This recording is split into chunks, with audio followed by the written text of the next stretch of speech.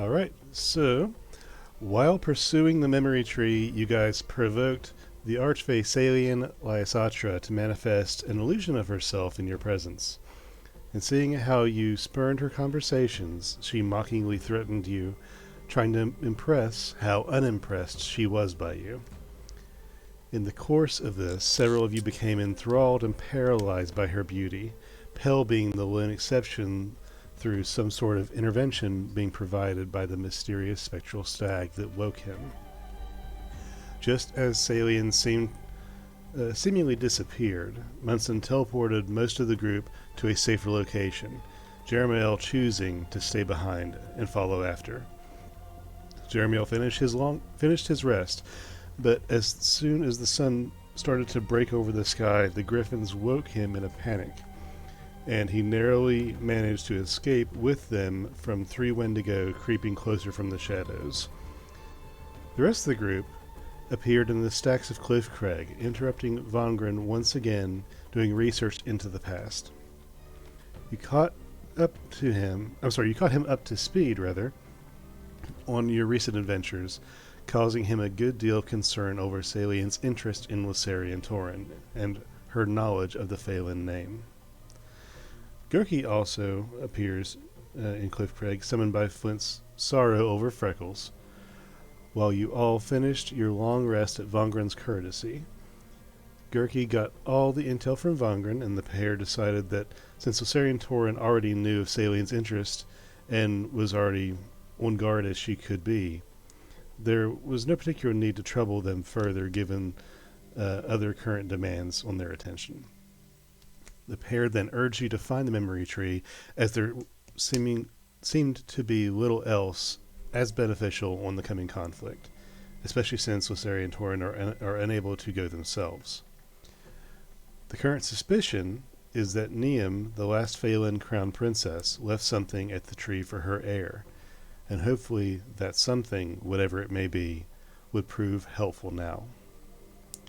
You teleported to Steve using Vongren's circle, and Jeremiel met the rest of the group there. Having flown there on the Griffins, you all caught up with Laszlo, Vorik's dad, and Flint's non-changeling family. Flint made a new bag of holding for Gurki, and Vorik was given an heirloom by his father. And upon your departure, the Griffins were left in the safekeeping of an older gentleman and the citizens of Steve. Now, after quickly dispatching a ramshackle band of bandits, you have stumbled upon the ruins of something. With Jeremiel standing upon the top of a crumbled pile of gray stone amidst a grassy field in the scattered wilds, he looks down into a cavity at the top, hiding a thick stone door. So, my adventurers, what are you doing now?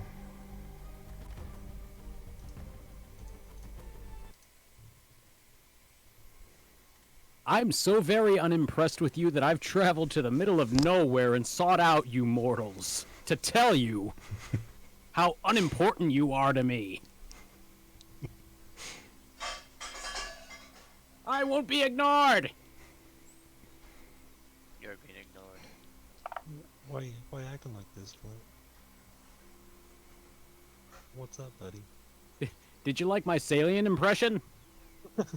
She was really bothered by us.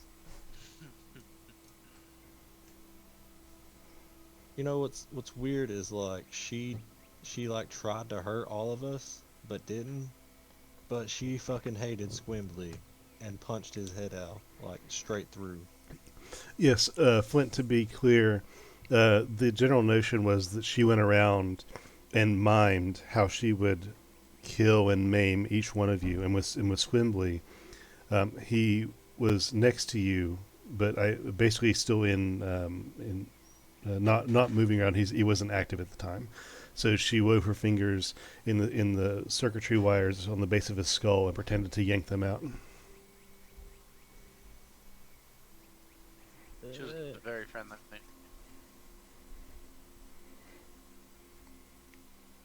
Yeah, she sucked.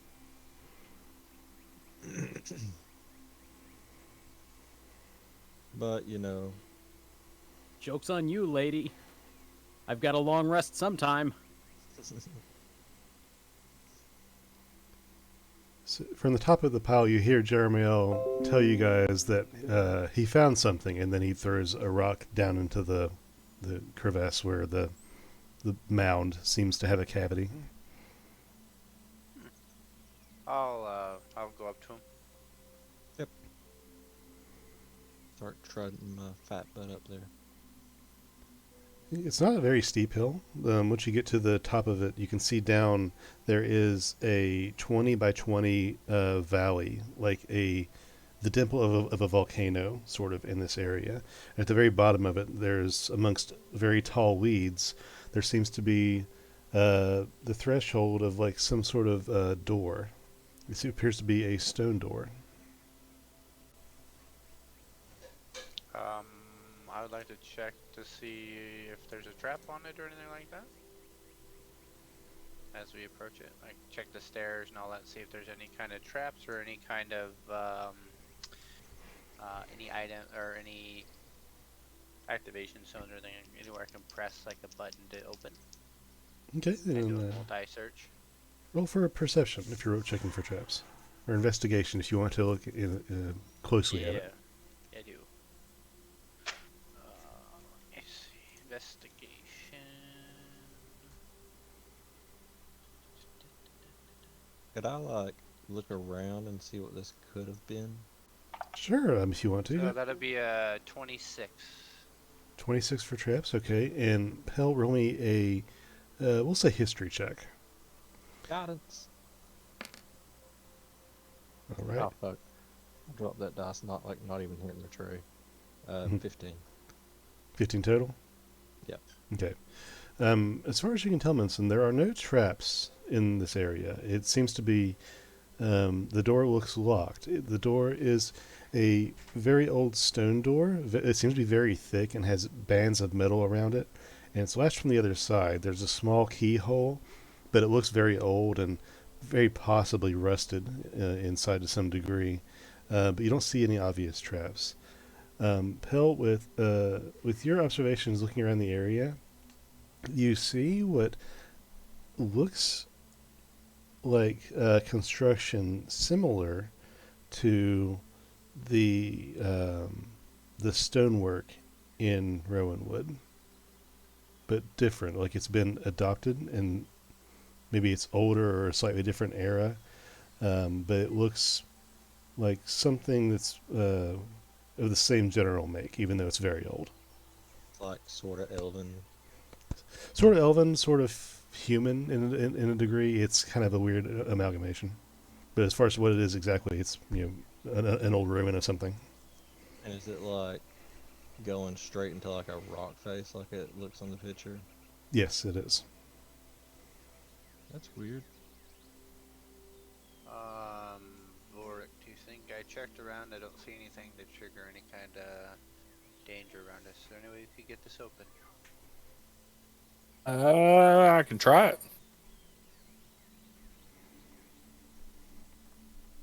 Okay, Vorik, if you're going to try to pick the door, Help if you allow it. yeah, I'll help on that. Guidance. Now, it's a very, very heavy door. The lock is probably rusted to some degree. You don't know how long it's been in the wild. Below the keyhole is a thick bar of a handle that's set at a 45-degree angle.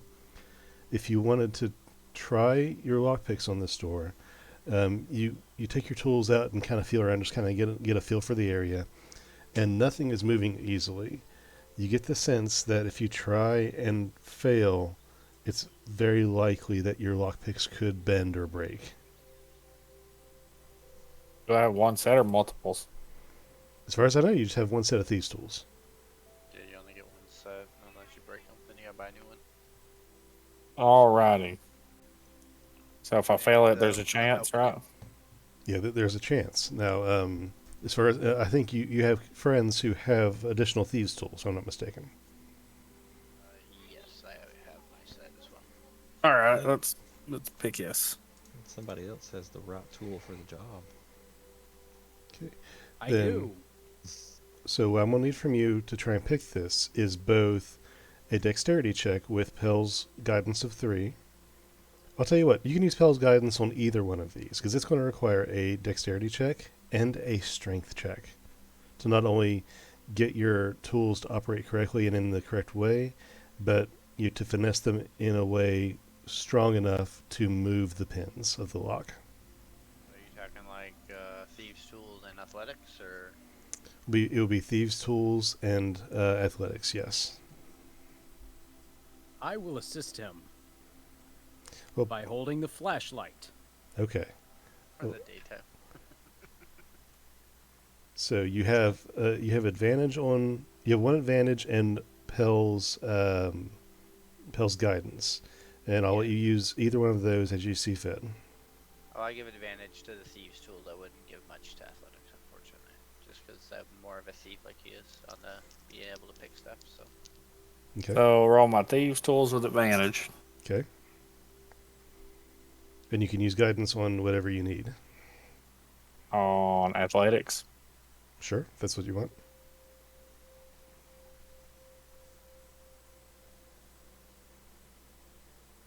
Okay.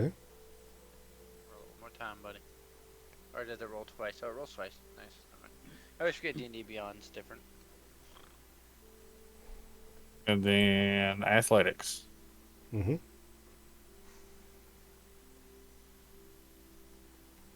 Plus 3. Okay. 18. I'm gonna send you something real quick. It was 22 and 18. This is my notes on the situation. Is it a 22 and 18? Okay. So, so you exactly what you needed to finesse this lock open. And it takes a lot of effort, and you and Flint and Pell and Munson are all poring over this lock, trying different ways to make sure to hold the different pins. You drop, one of the pins accidentally drops, you pick it back up and try to, get the pins to click. And it's very old, and there's rust like kind of chipping off of the pins as you try to open it. And Flint is trying to provide a little bit of light, but also is turning the handle of the door as you're working on it. And Pell is just rooting you on with telling you got this. You don't worry about the strength. You're not going to break your tools. You are strong. You got this. And with your combined effort, Vorik gets the last pin, the 6th pin in the back, to click, and Flint wrenches the handle of the door, and it just latches to the side, straight up and down now, and the bars, the bands that lock the door into the frame, have retracted back into the door. You did it. Good job, buddy. Did just enough of it. It's almost Just- like it was completely perfect. I would give that entry a passing grade. No more, no less. You look at your tools, Vorik, and your tools are like they're bent a little bit, and you don't know how rigid the metal in these tools is. It's not like they're made to pry open anything. So the little bit of bend that they have is an indication of how close they were to breaking. Yeah. Got this. I'm going to try to straighten them back out. No, let me say it real quick. Oh, never mind. I'm going to let Pale straighten it back out. Cast mending on it. Okay. You cast the spell, and the bars ever so slightly and slowly bend back into a correct straight pattern. This is only Hell the second yeah. time I've used this. It's an important spell.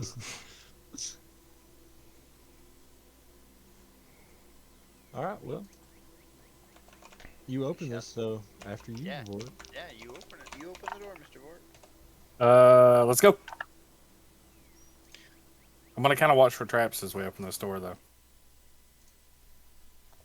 Okay. And I'm going to go ahead and, summon a dagger to my hand. Okay. Not preparing to stab, but preparing to throw. Okay. We have mind chat. We do not. Pale says that. And I shall. say, did we long rest last time? Yeah. You did. Yes. I shall say, ask and you shall receive. Who are you picking for it? I'm getting your things on the map. 1 second. How many did I get to pick again? Was it 4? It should be. I think it's your proficiency bonus. I think it's 5. Was it 5 now? It's like everyone but one person. What's your proficiency bonus? Is it +4, +5? Should be 4. Alright, so 4 people. Does that include you? No. No, so you have to pick yourself on it. I mean, like, if I meant like, So you and I 3 get other to people. pick. No, me and 4 other people. So 5 total. Because you count yourself, but you don't. See what I'm saying? So it's 5. Yeah. Because you are automatically count one of those 5.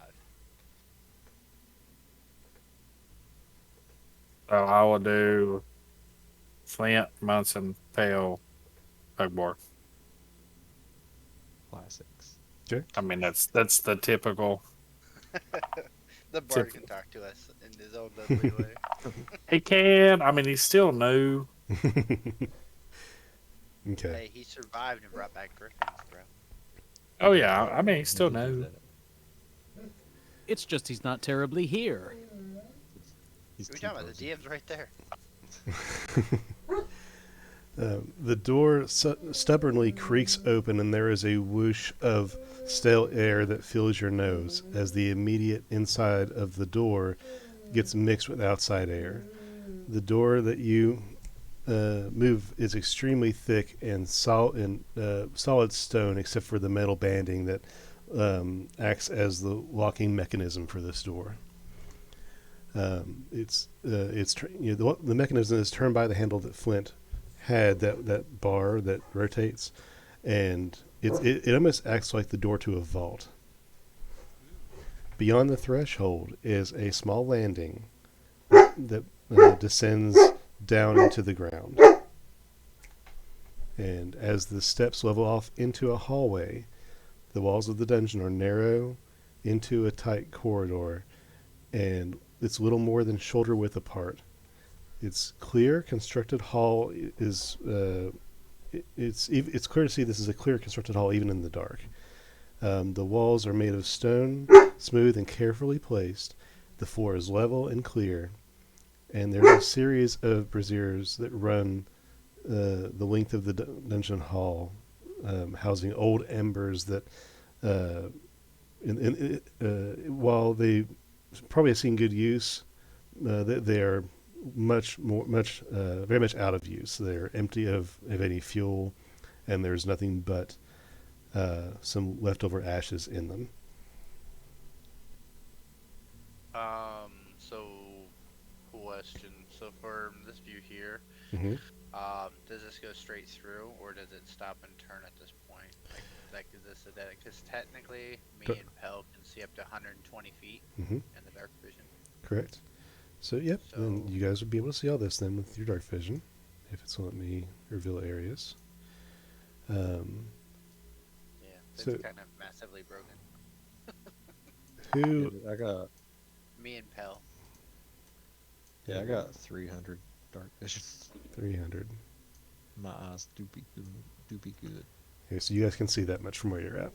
Yeah, because of the turns there. Then, yeah. No, your dark vision is grayscale basically, but you can see everything as if it were dim light, and it's you can see the patterns of most things.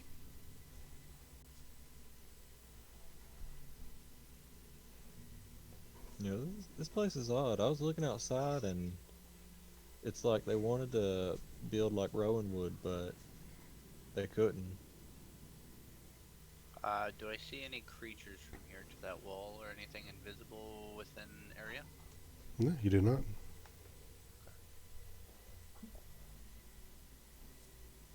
I'll tell Boric or Hell. I'd say Ugborg, but Ugborg's not quite here at the moment. So, if one of you want to head up and guide the group, with your great vision, I think it'd be good if you went first. Okay. Pretty tough too. You take a hit.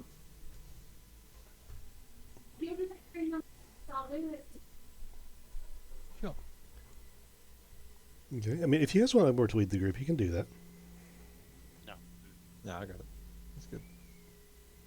I want the guy with all the vision, who has the most vision to get ahead. I think if anything, Bork should stay in the back because he's also got a pretty good passive. Okay. Oh, here, I'll make some room for you, little guy. You squeeze through. You just squeeze right through. Yes, you do. Okay, Pell, since you were at that position, let me help you out there. Basically, all of that's what you can see. With 300. It looks like a plain leveled room, stone everywhere, stone floors. There's some rubble where some rocks have fallen off of the ceiling, and bits of wood and dirt here and there. Does anybody not have dark vision? Flint, do you not have dark vision? Let me check. I will check Jeremy's sheet. I think gnomes do. I think halflings are the ones that don't.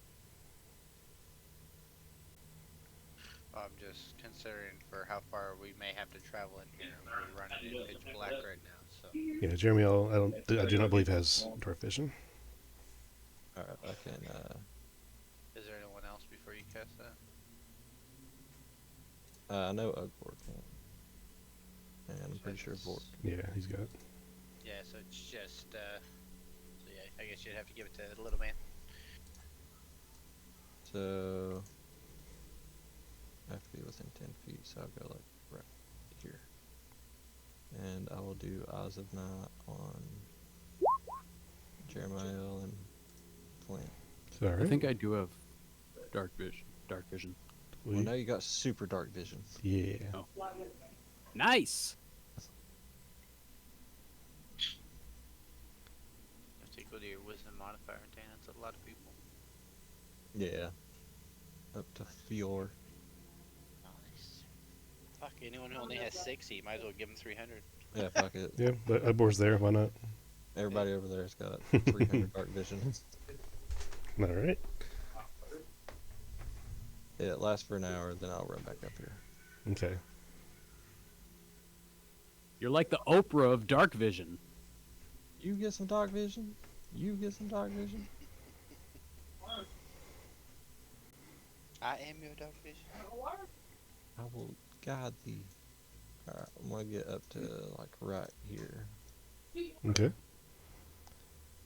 and try to look down this way. All right. So if you're looking that way, then you'll see that, and even more. As we get to here, just in case, Yep. I will cast, Mage Alright, Armor love you. myself. Love you too. Alright. One of those bitches. Okay. I'm back. Sorry, Benson. You said you're casting what now? Mage Armor on myself. Okay. Mage armor. Vork. Vork. Oh, go ahead. I was gonna say you and Ugbor and Jeremiah and Flint all have 300 feet of dark vision. Hey, do I not have dark vision already? I don't know if you do or not, but I just gave it to everybody. Do we always have dark vision? Yeah, elves do, but I'm not sure if like where Do you're I- reborn now, if it takes it away. Keep that. I don't know. The rules for reborn are really weird when you read up on it because it's like you can keep Mhm. some things, but like it don't matter. I have it now. Yeah. What do your elf eyes see? A lot. A lot. So I'll tell everybody this hallway goes down really far. It looks like it branches off a few times. But I kind of want to see what's over here.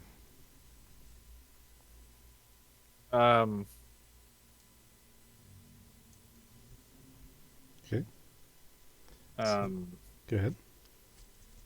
I want to take the bow off and go ahead and get her ready to go. Okay. So dagger is not dispelled, but like it disappears, and you're going to arm yourself with the bow. Pell, in this room, Yes. you see more of the same, just a little dirt here and there, fallen rock or two. The walls seem a little bit worse for wear, but overall, this area in its entirety just seems dead and cold, and musty. Hmm. Guys, it seems dead, cold, and musty in here. Alright, well, come up this way. Did somebody say dead, cold, and musty? Yeah. Dead, bold, and custy. Rusty custard. Pell, Rusty custard. at the end of the hallway that you're looking down, it goes for several feet before ending in a cave in. The tunnel down there has collapsed, and there's just a pile of rock blocking the path forward. Yeah, there ain't much down here. There's I just a wanna- cave in it. I want to go down there. I need my goddamn tattoo. One of these days, we'll be back to Rowanwood soon. We need to go back there so I can get that thing back. So, order of operations. Vork, are you heading down that tunnel? Yeah, I want to go down to the rocks, like where the cave in is. Okay.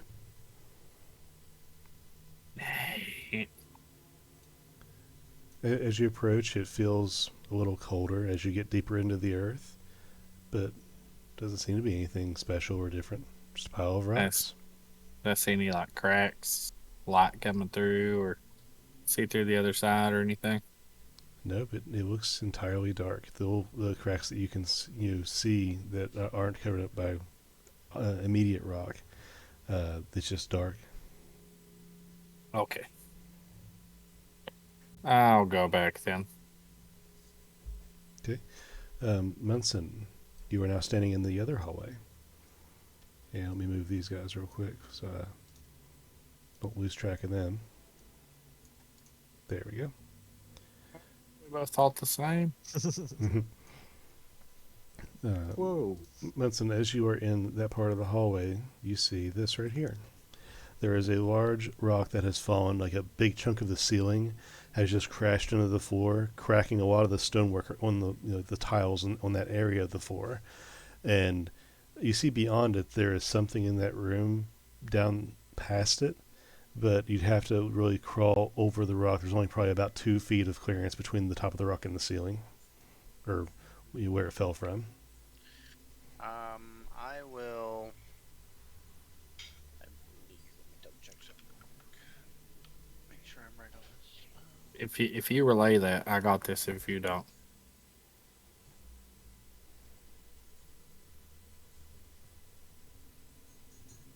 I will release my owl from my shoulder and have him fly up and over. And he has 120 feet of dark vision, so I'll have him go to the top of the roof and kind of go back there and kind of search it. And I'll close my eyes and see through the eyes of my familiar and see what he sees. Okay. Your familiar goes to the top of the rock and looks down the hallway. It sees a table with a single chair directly forward back at the end of the room. And it jumps off the rock and glides back in there and lands on the table and just circles the room with its head quickly first and then slowly to get a detail of the room. And this is what you see. You see something that's been crushed under another fallen boulder, one that's caved in the side of the wall, and something smashed beside this table. And other than that, just a room covered in dust. Nothing seems to have been here in a very long time. Can he get closer to the smashed object? I'm guessing that. Hmm. And I'd like to, through his eyes, I'd like to take a look to see if it would be anything obvious or anything that would be maybe armor, a person, pieces, skeletal remains. Sure. He hops down off of the table and kind of lands. Is he going to land on the object or around it, or? Round eight, and I kind of like do a quick little walk around it for me as I view it. Okay. So he hops down and kind of trots around the floor carefully and looks at the object. And it's dusty at first, and he gets another angle on it, and it's kind of bronze in color.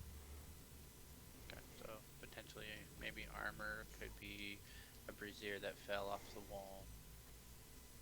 Okay. I'll have him summon him to come back to me. I'll open my eyes and look at Vork and Pam like enter the hallway, empty room, bronze or some kind of metal material crushed left of the table, and that looks like a table and chair, but an empty room. Nothing alive or anything noticeable like that. I want to just go up here and summon a dagger in my right hand and kind of toss it over the rock. Okay. And are you using your ability to teleport? Yep. Okay. You toss the dagger, and it just flies to the back of the room where you can instantly apparate if you so choose. And you see a room full of fallen rocks, crushed things, and dust. I want to go check out that bronze thing. Okay. You walk over to it next to the table, and it has a small like little crumblings of rock around it where it seems to have just been dropped, and maybe some parts of the ceiling just like fell like just little pieces of rock and dust and everything that came off the ceiling.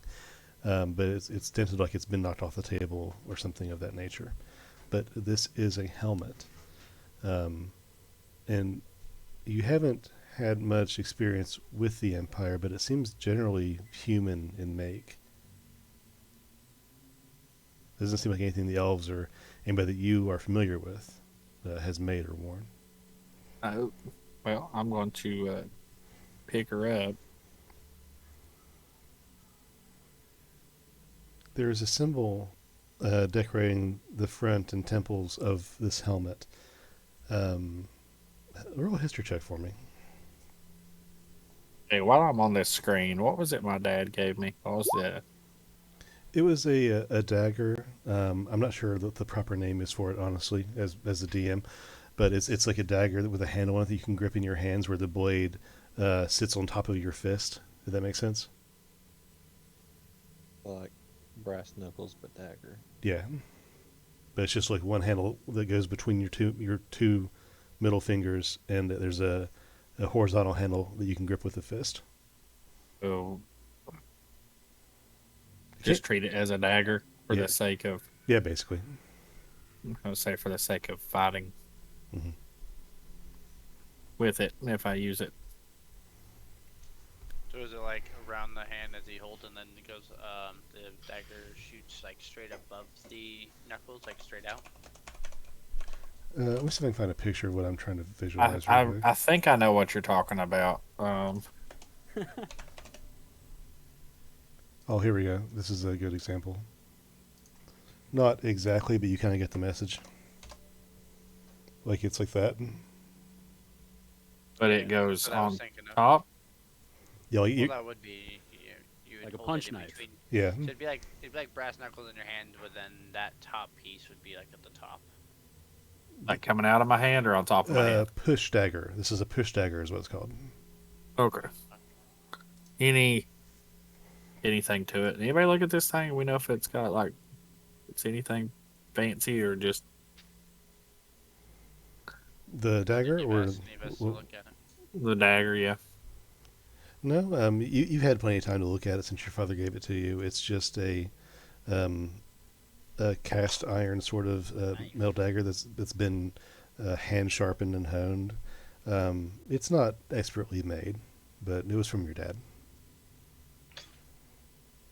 Okay. With your history check I there, relate. you don't know where it's from, but you do know that wherever this came from, this is not the current Adelcaster Empire. So does it seem? Well, never mind. So does it seem older? But Yeah, it's not newer. It's younger. Future. It's remodeled. It's made of chrome.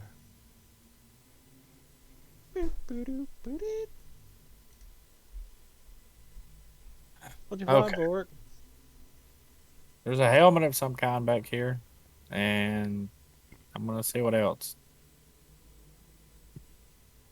I'm gonna pick the helmet up. Okay. I'll go here. Oh, God. Jesus. Jesus. Pick up the helmet and it explodes. It opens a portal to the never. What? Takes you back to the astral sea. No pill this time. Um, want to walk over here and see if I can kind of make out what this one crushed. Okay. That seems to be a wooden piece of furniture. It could be um, maybe a table, an end table, a chair. Heck, it could even be a rack for weapons. It's hard to tell. There's not a lot left of it that's not under a boulder. Yay. Um, and then you said this one's kind of crumbling into the walls, or anything back in there, or any access back into there? No, that's more of a situation where part of the wall has fallen down. Behind it is just dirt, and it's just a rock that's fallen in the floor.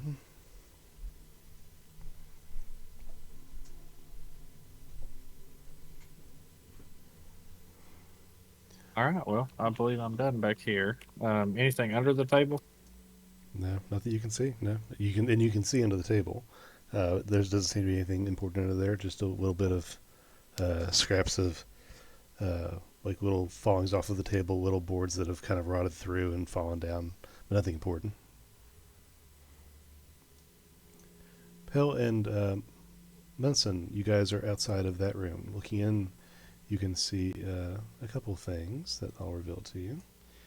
From your angle there, you see a couple crates, something at the far end of the room. It appears to be a pile of crates. One's been half crushed by a rock. There's some piles of dirt and things on the floor, but other than that, it's just boxes in this room. Man, this place looks like it got messed up. Yeah, that is just old. I would say it's just abandoned and it's slowly falling apart. I mean, you saw how rough that lock was. I would just say let's get through this quickly and see where it leads so we can head back out and finish our quest. I'm Jeremy, gonna go ahead. dagger back out of this place just so I can try to catch up with it. Sure. Jeremiel, there is an essence in this place, and it gets stronger the deeper you go into this, whatever this place is. It feels like there's a cold, distant echo, and you feel like you're being watched.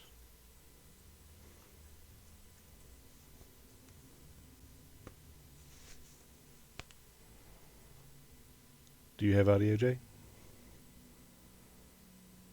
He dead Maybe, maybe not. again. Oh well. Maybe. Okay, cool. See? He said to Cool. give him a C. Yes. Well, as you contemplate that, Munson and Pell at the far end of the room, you see two rooms at the end of this hall. One Yep. looks like this, Well, and the other, Pell, you can see this in it. Munson, there's a map this way. Let's go look. I You can said hear me Checked now. out last time I checked out a map, I had stood at it for an hour. Hey, I heard you, Jeremiel. Alright, cool. Yeah, I was gonna ask if I could roll perception after you told me that. I feel like watched. Yeah, you can roll perception. I like being watched. Turns me on. Start Okay, doing well- awkward things and they'll quit watching. I turn purple all of a sudden. Quick, guys. I don't want to know any of your kinks. Thank you very much. Well, it's dark, so you don't know I'm purple. What the fuck? Okay, there we go. Wait, what the hell? Start us off strong, buddy. There you go. Average. Sure. 13? No, you don't see anybody or anything, but you still feel uneasy. Hey, can we move it along? I feel like we're being watched, but We are moving along. We just Oh. So Pell Hold on, let and me spend an hour looking at this map. Pell and I Munson. will. I will burn that map before you finish. If that's how long it takes. I don't know. Do you have fire spells? I'd be impressed if you did. I got a flet and tender. I don't need a fire ball to roast your testicles. I mean, if you want to get near him, baby. The room you guys are in, Pell and Munson and Flint right now. It presents as an old room of war. There's a rack on the far wall that has what appears to be basic weapons coated in dust. There's a table with what appears to be an old map on it, but it's so old and damaged by mold and physically damaged that um, it's hard to read a lot of it. It looks to be like an old map of Falonkort with some locations that you aren't familiar with.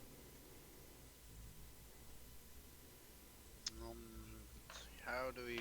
Can you mend it? What's East Germany? Can you mend it too, pal? Can you mend the map? Yeah, I could try. Small pieces here and there. Anything that might be that you could be mendable. Small tears. I will put my hands on the map, try to mend it if I can. Okay. So you try to mend the map, Pell, and place hands on it, and the magic brings the holes closed that are in certain areas and tears and corners. It repairs them, but it doesn't make the ink any more legible. So now that he's fixed all the holes and all that, I would like to see if I can spend a little time, not a lot, but maybe Mhm. spend 10-15 minutes checking it out and see if I can get close look, use extra, just get extra close to it, see if I get any details, anything that might help add to our original map that maybe there's hidden spots, maybe there's stuff that was there that wasn't originally, or was there originally but not there now. Sure. Yeah, it would take a few minutes. So while you're investigating that, what's everyone else doing? Um. I'll check out this other room. Okay. In that I guess. room, the one you're next to, Thoric? Yep. Yep. There's a crushed crate in the corner over there. There's another bronze-looking helmet right at the entryway to this room. But to your immediate right, as you enter, there's another weapons rack that has just some a wooden and a metal shield, one spear, and what appears to be a broken poleaxe. Oh, is this helmet right here like intact? Kind of. It's bent a little bit, like the nose piece has been up, and it's been elongated a little bit, where it's been. It looks like it's been stepped on as somebody's rushed out of this room. So it's been like elongated a little bit, like crushed a little bit, but you can probably fix it if you had to. So it's pretty well the same thing I picked up just a second ago, right? More or less. I want to pick it up and take it. I'm gonna pick it up, along with the other one, and then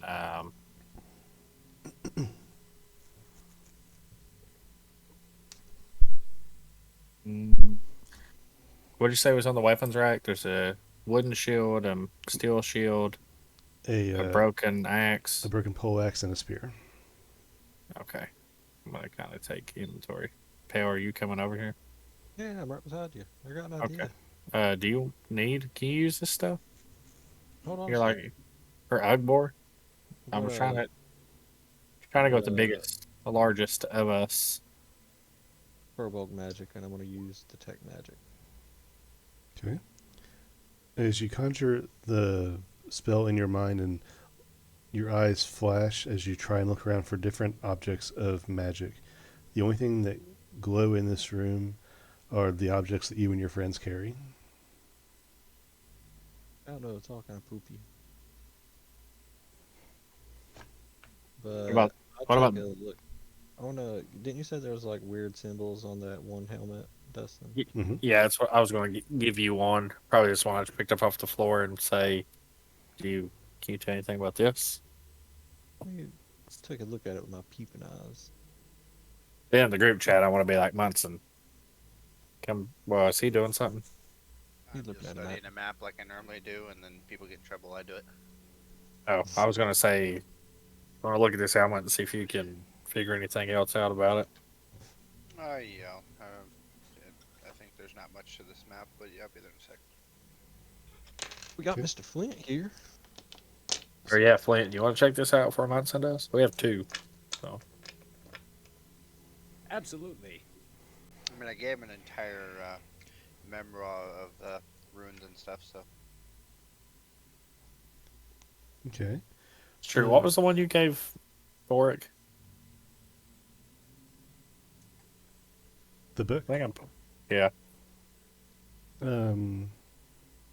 don't recall. Flint, do you remember what book you gave Vorik? Natural componency. Natural componentry. Yep. I have it in my inventory. I found it. Jermael, where are you and Ugbor at this time? We are where our thingies are. Yes, you're- However, I was wanting to cast Fairy Fire, if that's okay, down the hallway to detect anyone who might be invisible. If I'm feeling I'm being watched, I am a paranoid motherfucker. So I'm going to do everything I can to figure out where I'm being watched from. Okay. Oh, and remember, you have 300 distance, 300 feet of dark vision right now. Oh, I do. Okay, well, I innately already had 60 feet, so. Yep. Okay. Yeah, he gave you Eyes of Night, so you now have 300. Oh. To everybody over here. Oh, thank you, pal. I just wanted to let you know. So before you start throwing out spells, I just want to let you know you actually Yeah. see far. Okay. Yeah, okay. Well, it's more of just against invisible creatures. Fairy Fire can detect creatures. Okay. So, So tell me yeah. where you're casting it, because it's a 20-foot cube. You need to tell me where you're casting it at. I am going to cast here. Hold up. So, I didn't see where you were. I'm sorry.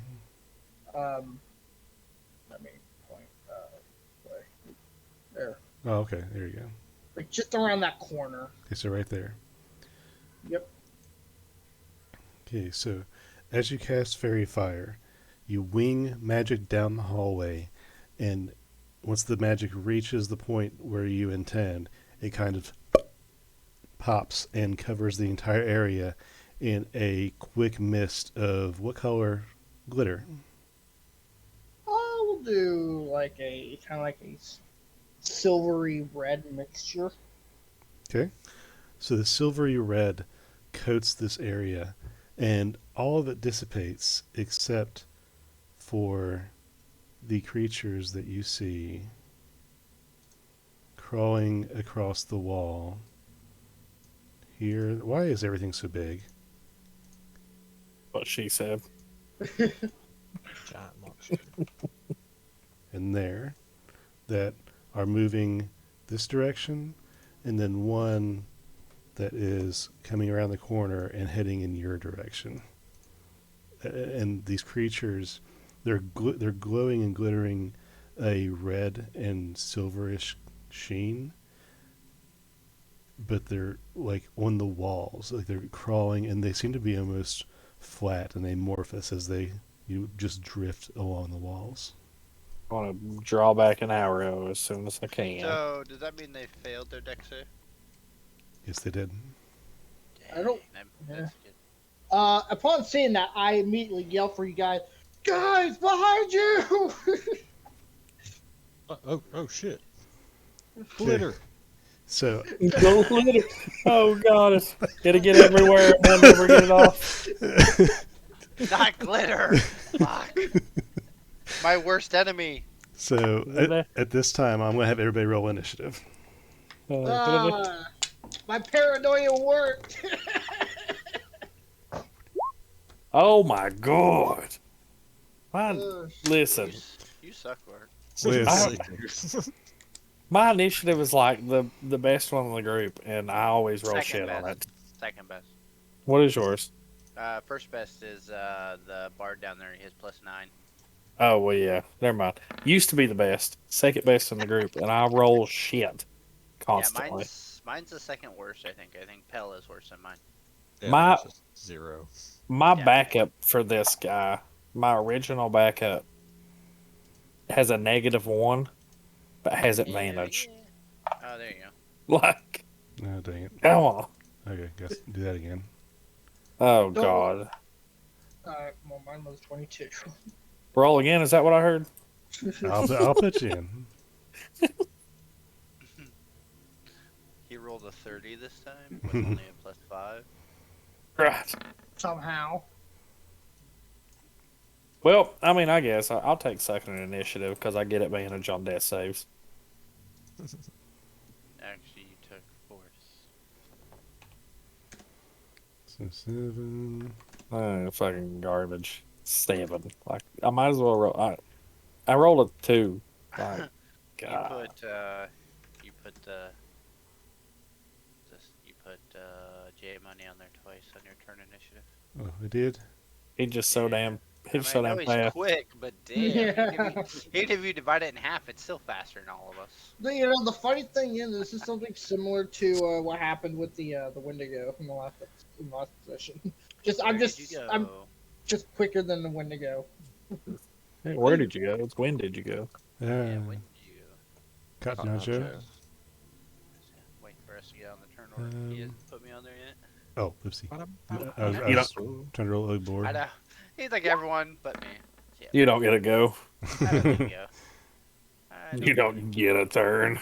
You're too busy reading the map for an Yeah, hour. I said 15 minutes, bro, not an hour.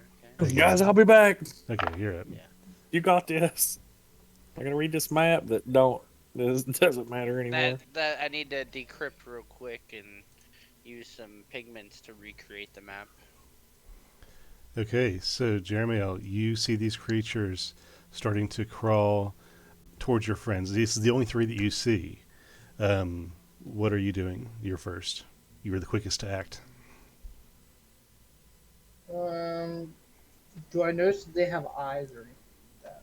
You do not see. They don't have light. How far away are they? Actually, pretty far. Aren't they? Oh Jesus Christ Almighty! Well, first of all, I'm going to move 30 feet closer. Okay. Oh Jesus, not far. This is a big hallway. This is bigger than I expected. No, it's narrow. He said so. The first one was. Oh, okay. Yeah, are you doing anything else? Yes, at least trying to. I will say, Munson, as you hear Jeremiah yell and start to run down the hallway, the first thing you notice on the map is that it has the city that you know to be Elakra labeled as Carnanmore. Carnanmore? Okay. Yes. I'll send that to you in text just to be sure. Yeah, just so I can make sure I read it properly. And just like with the goddamn battle with the dragon, it's out of range of everything I can do. Let's see. What's the range of vicious mockery by chance? I have that written down.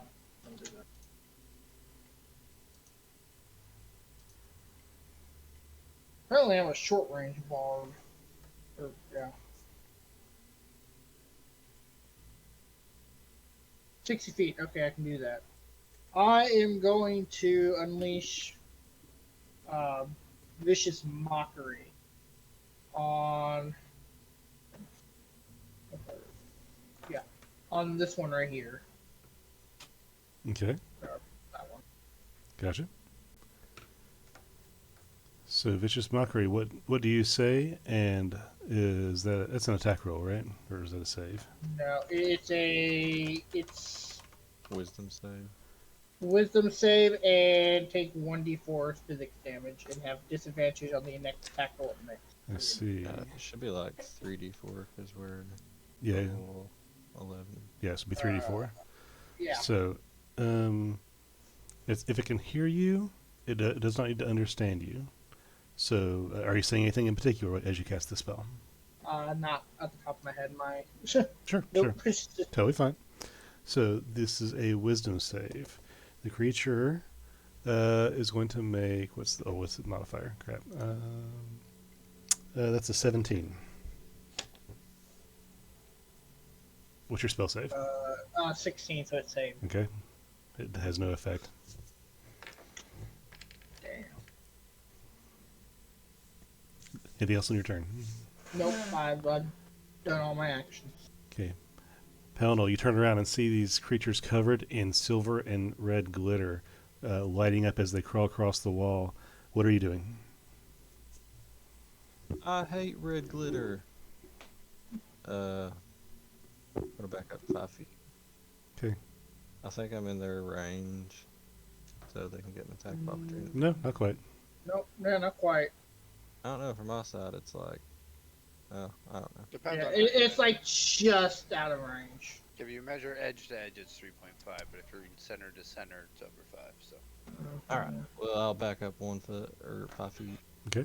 And I'm going to guiding bolt this one, Okay. but I'm gonna twin spell it and hit the other one too.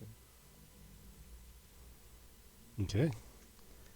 both rolls have advantage, by the way, pal, because they've been hit with Fury Fire. Oh yeah. That is correct. I'm gonna do it at second level. So I can make this roll with advantage.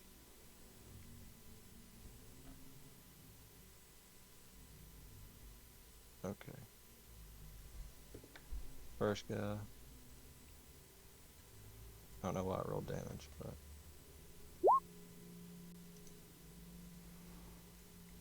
Okay. That's going to hit.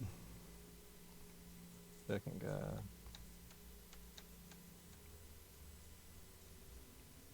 That's also going to hit. And this is second damage. Okay. So you throw your guiding bolts. They strike the creatures on the wall, and the light explodes as it hits them.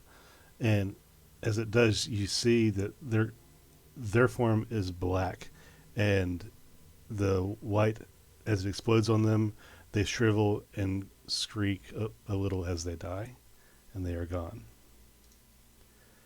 That brings us to this guy. We'll spend the rest of my movement to get right over here. And that's it. Not like finger holster my fingers. Like I'm a cowboy. That brings us to this guy who is behind Munson. And let me go up on the map so I can do this. So I can officially add him to the thing.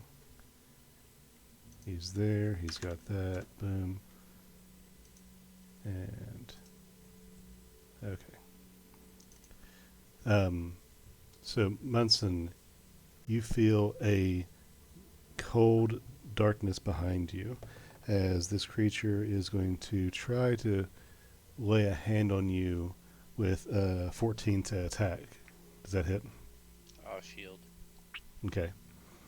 So you feel cold darkness behind you, and it doesn't hurt you. It kind of wafts around you as your magic protects you. But you hear it kind of whisper, betrayed. And Dementor? now it is Oakbor's turn. Who wants to run Oakbor for a sec? Oh, I can run him. Okay. Where's Oakbor going to go? What's he going to do? I feel like he would. I mean, being a barbarian and whatnot, I think he would try to join up into the fight and help him. Okay. So. Oakbor has, double checking myself, he has 40 feet of speed. Alright. 40 No. feet, huh? Now you can also dash if you want, or do whatever you want to do. Yeah, I Well- think. You guys think he would dash up to that guy? Well, whenever you go into a rage as a barbarian, they can move like half their movement speed. So he could rage and then move 20 feet. To be 60 total? Depends on which pack you use. Yeah, and I don't know or which. which rage you choose. I think he just used his savage attacker route, right? Let's see. Well, Looking. basic rage doesn't give you the extra. There's only certain barbarians that would be able to get that, Yeah. or something like a half orc or something, or not a half orc, but a I've full never orc can actually do it. heard of the additional movement when you go into rage. No, I've never heard if of that's a thing, it's that. not something that Boar has according to his sheet. Yeah. No, I don't think so. So I mean, I think he would. I think he would dash to try to help his friends. Okay. So he's gonna dash up to this guy. Just kind of like stare whatever this floating litter in the face. Okay. Are you going 40 feet? Or are you going more than that? Are you doing a dash or are you doing something else? We're gonna go ahead and do dash. Yeah. Okay. So dash, he has 80 then. Wherever you want to put him. Just put him right here or where? Put him like between him and Pell. Okay. So right around there. It's the thing I'm thinking of. It's called instinctive pounce. Oh, okay. Yeah. Yeah, let's go ahead and do it there. Okay. So that's his action. Do you think he's going to do anything else with his bonus action? I don't know that he can do anything. Double Yeah, I check. don't think he can do anything without risking his enrage going AWOL because he's not attacking. Okay. So we can do that next turn. Sure thing. If these things don't die all at once now. He's Okay. just there to kind of shield the party. Like a good tank. So, so Boar draws his weapon and runs full force down the hallway. Munson, what are you doing? As I stop looking at the map and my shield innately covers me with my robe on, I will visually do a quick view of the whole room as I turn to this creature and see if I see anything else as I turn around to it. As you turn around, where you should see your friends down the hall behind you, there is just a darkness directly immediately behind you. But nothing in anywhere around here, nothing. As I Um, turn around. if you want to make a perception check, you can do that, but that would be your action for the turn. Okay. I just figure with my robe, which means I have Oh, 360 yeah. vision. Yeah, I forgot about the I would robe. just Um, so I'm just literally it would actively be looking as I turn around. okay, let me check something real quick.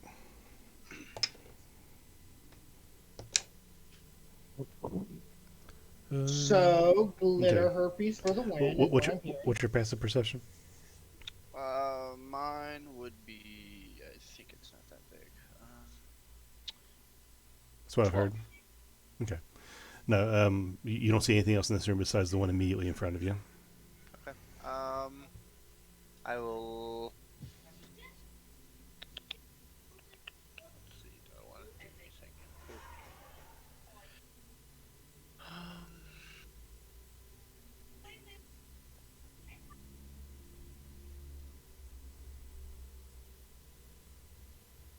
Sorry, children, very loud in the background.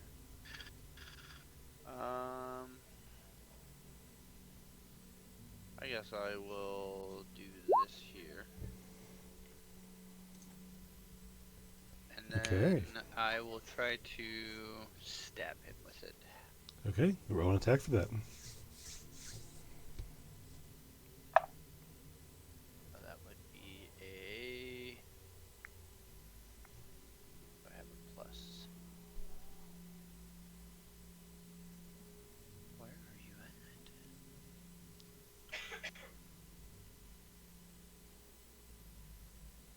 That would be a 11. 11. You swing your blade and it seems to just go through him. Okay.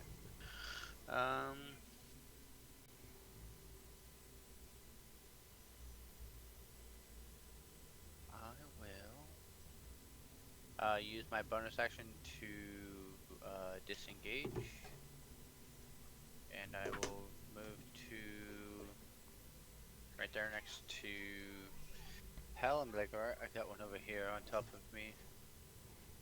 And then that one's glittering, then I take it as I head that way. Mm-hmm. Okay, that's my turn. Okay. The one in front of Ugbor is going to reach out and try and grab through him into his chest. And that's going to be a... Nope, that's not going to hit. It's going to swipe, and Ugbor is just going to like lean backwards as he does it. And Vorik, what are you doing, sir? So we got this one and this one, correct? Yeah, that's what's on the board right now. I want to step up to here, Okay. and I want to shoot an arrow at that one. Okay. Launch an attack.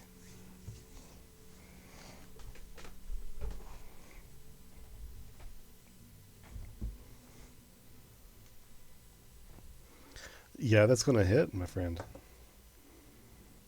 Go ahead and roll your critical damage.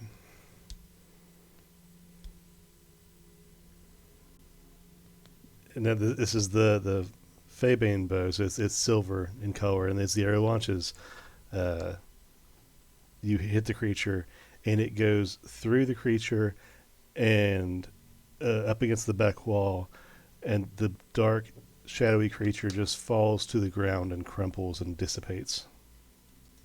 Yay! Are you choosing to do anything else right now? Uh, is there any way I can hit this one? You can try. He basically has half cover behind Ugbor. I want to throw a dagger at him. Okay. Roll and see if you can hit him. And you also have advantage, as he is very fired. Yeah, that one is fair fired, yep.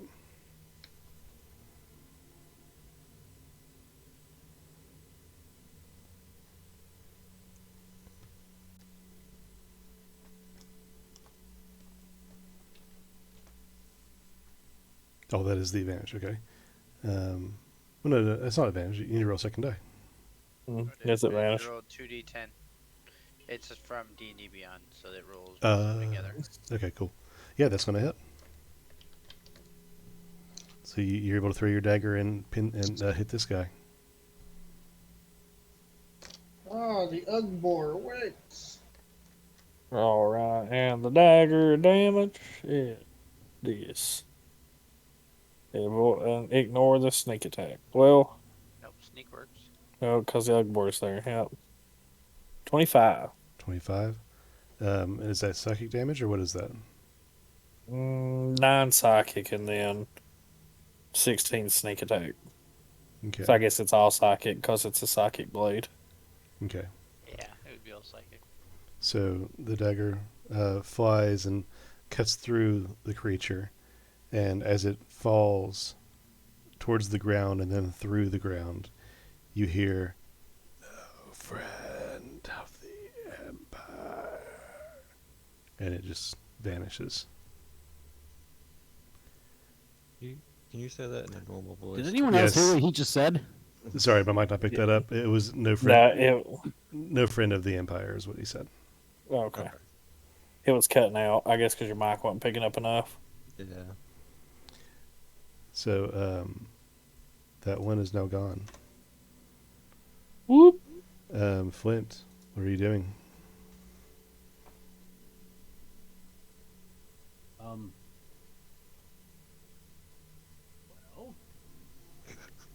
Well, Sorry, Flint. Sorry, I took all the fun. guess I'll use perception to try and find more. And I won't. No, sir. This room seems to be clean, as far as you know. Although you guys are using dark vision and nothing else. And- There is no light in this room. And the turn tracker's still up. Sure is. Felt like we missed something. I mean, I can cast more glitter, but I can only do it 2 more times. If I can get Witness, I can have True Sight.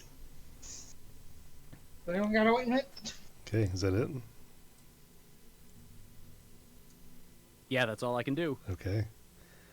Well, Flint, as you walk away, you get out of range before this guy here, if it'll let me do it, there you go, comes up to Pell and tries to attack Pell from around the corner. And he's going to try and grab at Pell with a shadowy hand. And that is going to be 16 to hit. Miss. I got Missed. 18. It swipes at Pell, and you hear it hiss beside you, Pell, as it misses its attack. Not who are you? Jeremiel. Take that again. You hear not, and then a slight pause, but then who are you?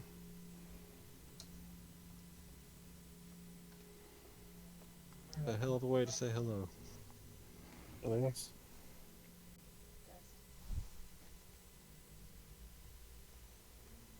I'm gonna move closer, and I'm gonna launch.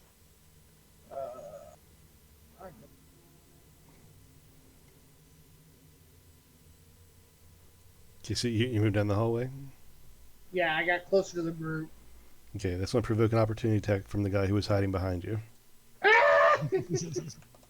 And where'd he go? There he is. See, I need ointment for true sight. I can only have so much glitter. That's going to be a 15 to hit, Jeremiel. It will hit. That will hit. Okay. Yep. As you try to run away down the hallway, you feel something swipe through your back, like the top left shoulder, down through your spine, and you're going to take. Let me get my dice here. That's going to be 4 necrotic damage, and your strength is going to be reduced by 3. No. So, what's your current strength total now? 9. 9. Okay. Ow, son of a bitch! Now, please continue with your turn. Do I? You know what? Where did I get hit? Your left shoulder, like the top of your left shoulder. Like imagine someone put their hand on your shoulder, but then just swipe through down through your body, down past your spine.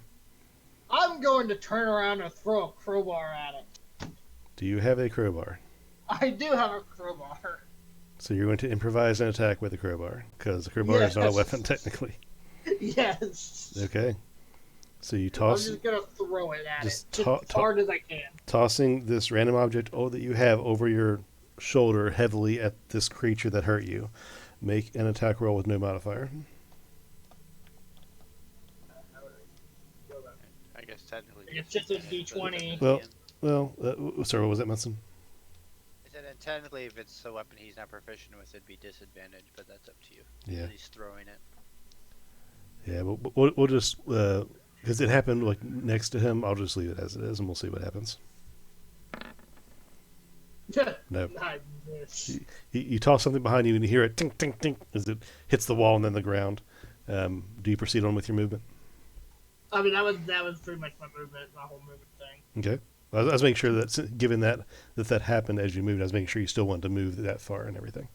Yeah, pretty much, yeah. Cool. Where I am now is max my missed movement. Okay. Well, with that being said, Pell, what are you doing? Oh, look at this guy. You're very rude. I'm gonna smack him with my hammer. Okay. So you tell him what for. This is still, yeah, it's still trying to roll with advantage.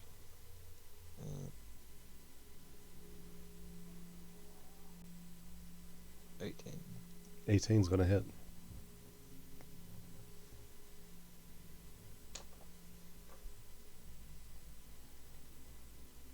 I hope Okay. I got more. Hold on. Oh, but there's more. D8 Oh, I'm sure there is. and another D6. Another one. Okay. 24 damage. Tell me how you kill this guy. You're very rude, and I'm just smacking him against the wall. think about what you've done. Your hammer swings and like through him and cracks into the wall, and his form, his dark shadowy form, just like melts away from behind and over top of your hammer, just dissolving. Gross. And I will. Hold on.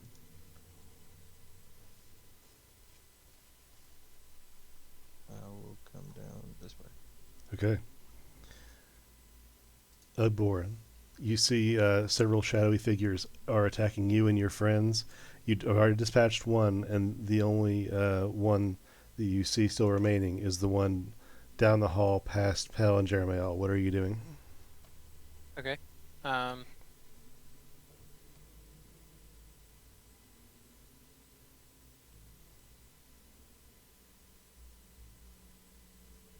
Ugbor's going to move up.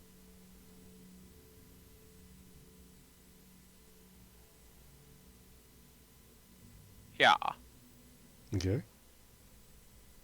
And he's gonna give him a good old rah, and then swing. Okay. So go ahead and swing with your weapon. 11's gonna miss. Okay. So you swing, but you're not quite all the way to him when you swing. How about that 14? Yeah, your secondary attack is going to hit. Okay. So like swing through and then a backhand. Okay. Rapidly just So tell me standing near. how you dispatch the creature. Is the creature considered large or bigger? No. No. Okay, so it would just take the 27 plus the 9 rage. Okay. If it still dies, Mhm. yeah, he's just gonna take the giant slayer and shove it through center mass. Okay. So you shove it through him and pin what would be his figure up against the wall. If it not for the fact that his form kind of just sinks into your blade and then falls through it and into the floor, dissipating. Ew, gross. So we'll say with the next 6 seconds, what is your group in total doing? Uh, Well, ca- I I vote kinda- that we run around the hallway like crazy people. I will. Down here in the center here, 20 feet back, 20 feet back, and 20 feet back. I will drop dancing lights in the air. Like 120 feet here, and then do every 20 feet back. I'll add another one. Okay, so dancing lights are up. Let's see here. Yeah, it's within 20 feet of each other. Okay. This could wreck everything, but we're going to try it. Yep. It's broken. We've I disappeared. see. Guys, the dark vision! They're blocking our dark vision! Oh, okay. My eyes. Okay, let me fix it. Dynamic lighting does not work. Well, did you happen to find Well, any dynamic special lighting ointment? works. You just have to have every character sheet set up with dynamic lighting. Okay, let me just undo that and I'll fix it later. Oh well. Is that better? Super light. We can see Yeah. through the walls. Yep. So, did anyone find any ointment down here? No, just the ones for my balls. Oh, I mean, at this point, I'm willing to try it to get true sight at the moment. I basically have true sight 24/7, and there's nothing else here that I can see. anybody hear what they were saying? Well, the one that tried swiping me seemed to not say much except something about Empire, but I was more busy looking at the map. Munson, roll me a perception check. That would be a 16. 16, okay.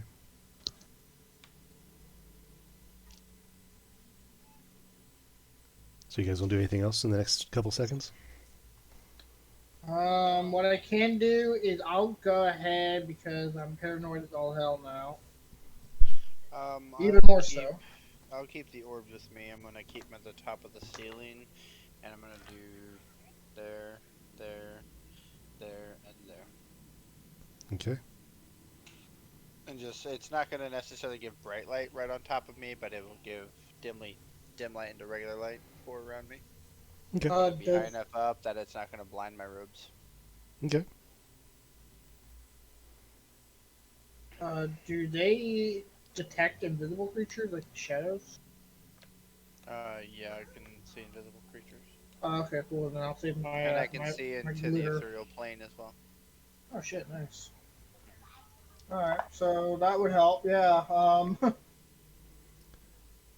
Yeah, 'cause I can only cast glitter 3 times, or 3 more times.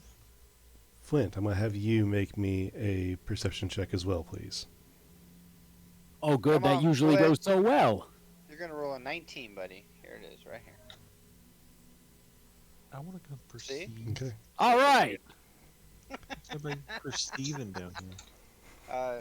You don't get a perceive because you're too good at it. Damn it. Only the So rookies get a perceive. I want to say, Flint and Munson, you guys hear another ghostly whisper of not who they claim to be before Munson and then Flint get attacked from behind as the shadows are cast by the lights Munson has in the air. These creatures appear out of the wall through your own shadows and try and grab you. And there's one there and one there. And I think if these are what I think they are, technically in light, they have disadvantage, I believe. in sunlight. They came from Soft behind. light or bright light? In sunlight, specifically. Okay. Yeah, okay. So, Yeah, just something. against Munson, that's a natural 1. That's really close. Almost got it. Against Flint, oopsie, that's a 17. For Flint, that's at 200.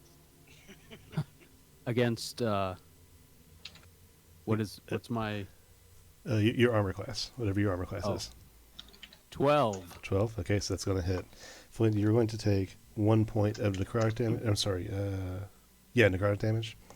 And you're going to lose 3 points of health. I'm sorry, 3 points of strength. So what is your new strength total? 7. 7. Okay. Get out of here. Even stronger, baby. So we put them on the thingamajig.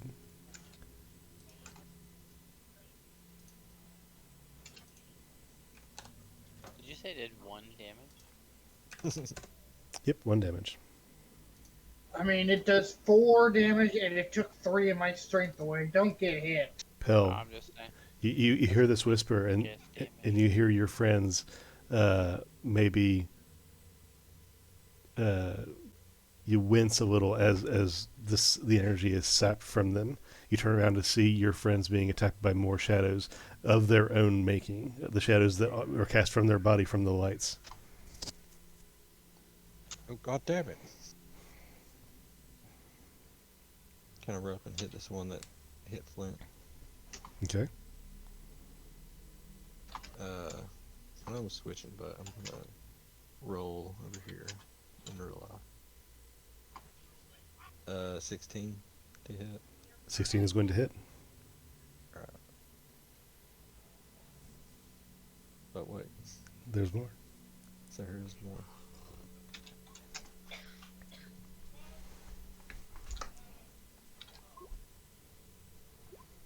I think 21 altogether. Okay. Your hammer comes through and smashes this one as well and dissipates just like all the others. You look around and there's nothing immediate in this area. There's no more enemies nearby, but these things seem to spawn out of nothing. What do you want from us? Okay. Labor, it's back to you, my friend.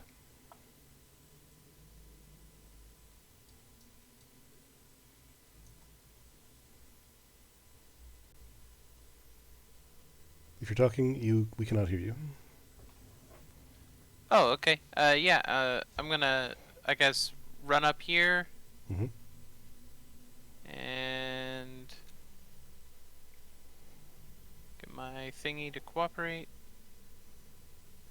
Bam. Yeah. I have the same problem. Thanks for that. Yeah, okay. So I'm gonna run over here and proclaim, what's going on? Why do these things keep popping up? And start hacking away. So, 47 feet? How you They're doing? Ugbor's farts. Okay, yeah, fair enough. How about we back that up? Okay. Sure. Okay.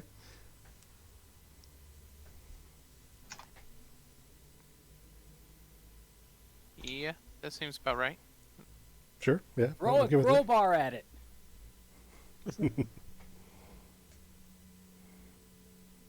Okay, so you're right here. What are you going to do? You see it Okay. behind Munson, like just hovering over him. Tell it to go away. Yeah, yeah. I'm a yell at it. Booga booga. Stop. Okay. Munson, you feel again a presence behind you, and your friends are looking at you, trying to get to you. I'll turn around and look at the shadowy form again and be like, okay, so you guys keep coming back. Interesting.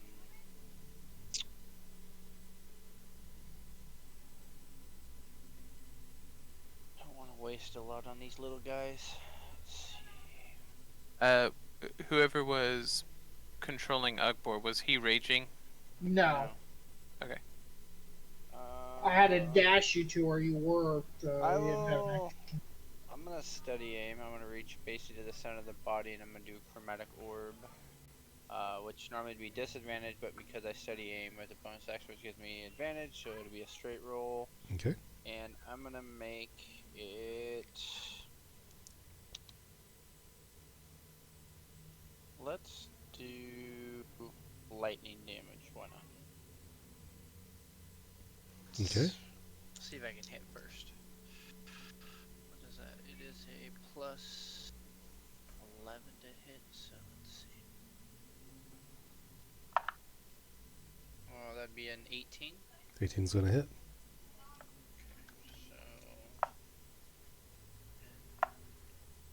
So 17. I don't believe I could add a modifier to this one. So 17 lightning damage. Okay. The lightning damage hits. It doesn't do as much as you think it would as it passes through him, and it takes out part of his form, but his form kind of reincorporates as it was torn. It's going to kind of just grumble and hiss. Are you doing anything else? Nope, that's my turn. Okay. Vorik, it's your turn. Um,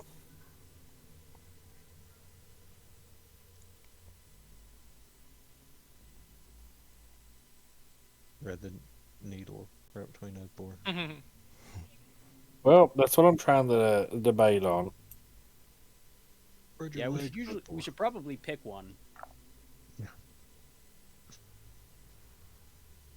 Right through him, right there. Just Okay. The creature is hovering in the air a little bit. I will say, based on his position, kind of up on the wall, hovering over Munson, as I've described. He'll be above the party, so it wouldn't suffer any kind of negative cover for that or anything. So go ahead and roll a straight attack.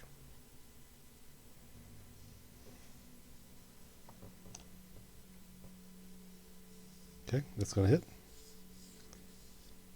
You draw the bow back and let an arrow fly, piercing the creature. How much damage are you doing? Okay.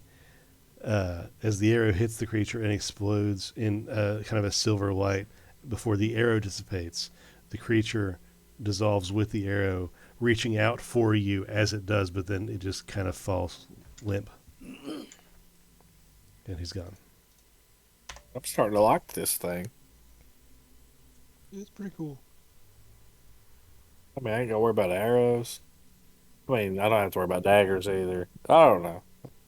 But you just gotta worry about your strength depleting to nothing.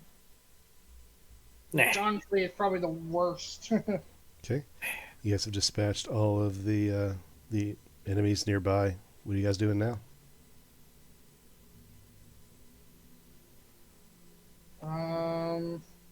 Want to move out of this just so I can get like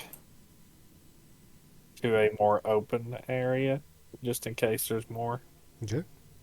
So I think I still have detect magic on too. Is there anything else popping up? No, nothing in this entire underground cavern. We'll call it a catacomb, just to have a name to it.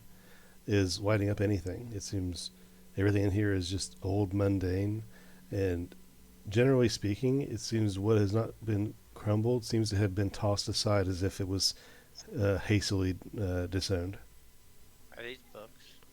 No, that is a an old weapon rack with some like it's one of those covered storages, like almost a cupboard sort of thing that has really old pieces of armor, but there's not a whole piece of armor between it. It looks to be mostly discarded, broken, and parts that have been here so long they probably wouldn't be useful. Okay, I move the rest of my movement to this helmet that they left on the ground and see if there's anything I would know from the symbols or anything that he claimed earlier. Sure. If I could. Yeah, you can roll a history on that. See what you can find out. 19. No, 20. 20. Have you read any books on the old empire, the empire before the Adelcaster? I would say that this guy has read almost every book possible in South Sunder because he's a nut for magic and reading and memorizing. I would not necessarily say they would have old empire-y stuff in South Sunder, but whatever books were accessible in South Sunder, he would have read. Okay. You would say a little bit with regard to your education and some with your inherent knowledge that you are able to figure out from this item that while it's human make, the symbols are not from the current empire. And you do know that there used to be an older version of the empire before this one existed. The one that seemed to have fought against the elves. Based on the age of this place and these human but foreign symbols on this helmet, you're guessing that whatever this item, whoever this item belonged to, and this place that it's in, you're guessing is some sort of remnant of the old empire as it warred against the elves of the Phelan name. I'll look at that and I'll kind of inform Vorik and anyone in the team speak that this was old empire. This place has been either hidden or buried. Basically, before the obviously the new empire. So these shadows or creatures that are coming out of the walls must be either creatures that were trapped or ghosts of the earlier times before the War of the Elves and Humans. So I think they're just trying to figure out who we are. And the old empire was in cahoots with you know who. That is true. I feel like if we stay in here, they're just going to keep attacking us. I agree, and I only have so much glitter. Speaking of which, can I throw one down the hallway? Yeah, where are you going to do it? Let's go ahead and throw one. It's right here. Like an exploding firework, you just and it just pops you down the hallway, and you see the glitter light up and scatter, but it just falls and sticks to nothing. Well, if you want to leave, now would probably be a good time. The glitter didn't get anything this time. Jeremiel, after you have cast your spell down the hallway, you hear, not from a direction, just like in a notion that fills the space, betrayed, turn to darkness. Son of a bitch! Nothing's happened yet, but you hear that. I don't like this. Who the hell are you? I hate dealing with unknowns. Well, if they're shadows, it's not necessarily an unknown. But I don't like the idea of just having shadows speak in my ear. Well, I mean, if we just group up and put the people who have weapons on the outside and keep them alert, if shadows appear, they could destroy them as we exit. And doesn't seem to be really much here worth staying for. I'll say that. I mean, if these are the shadows of the empire, if you will. Get out of here. I'm gonna go ahead and just cast blight on you. If they were betrayed, who do Who do you think might have betrayed them? And Flint, this does not beat your passive perception. So, as you're talking, you're out of the corner of your eye. You see this, and you look down to see an arm, and then another arm reach through the floor and pull a black, shadowy figured body through it at your feet. What are you doing? Wait, what? Another one is pulling through the floor, like clawing its way through the tiles of the floor, like pushing its way through, and the body of this shadow is coming through the floor at your feet. But you have time to react if you want to do anything. Goo! Yeah, I'll...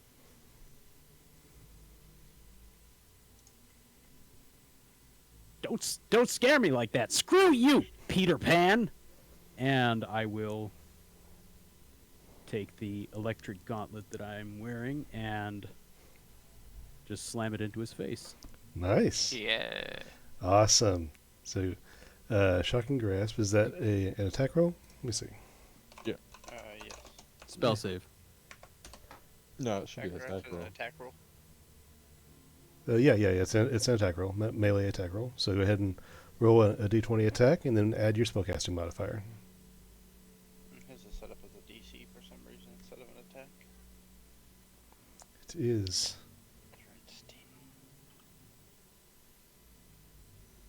It is strange, but yes. So go ahead and roll an attack for me, please. With what? You can roll because it's set up really weird. If you want to, just go to the side on Roll20 here and roll a single d20, and we can add your spellcasting modifier as well. Should be like That- +7. +9 or 8. Yeah. I think it's 8 because he has Yeah, it should be +8. Mine's +9 because I have the +1 spellcasting Okay. focus. 25 is going to hit. So then, yeah,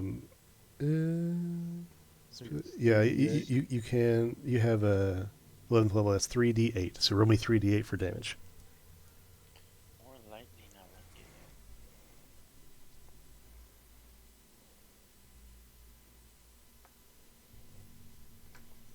Good God. Okay.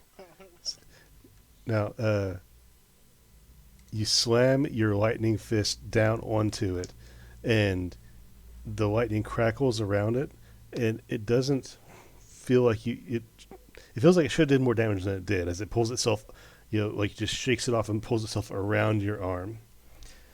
Oh, for God's sakes. So it's going to reach up now, being right at you, and since you punched down at it, it's going to reach up and try and grab you at the throat. And that's going to be a 18 to hit. Yeah. Okay. You're going to take 4 points of necrotic damage, and you're going to lose 2 points of strength again as your energy drains from your body, being sucked out into this necrotic being. So you're down to 5 strength.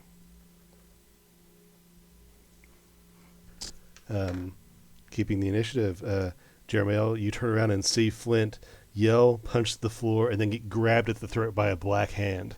What are you doing? By a black hand, huh? Yep.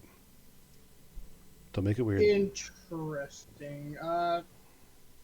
Flint, stop being kinky with the ghosts. Do I have anything that would help them in that regard? Not really at this point in time. Is there still one like near me that's just talking to me? No, not that you know. Not that you see right now. So we know that shadows of the Empire, yada yada, betrayed by something, enemies of the Empire.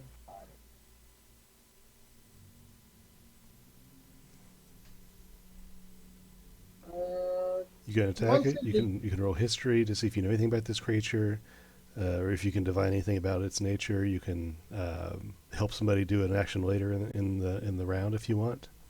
Yeah, I'm just trying to figure out what I know so I can figure out what we can do. Just have these things stop attacking. They're just coming out of the woodworks. Yeah, if you want to use your turn to try to divine what you can of this creature, to search your mind, or try to figure out what you can find out about this creature, you can do that.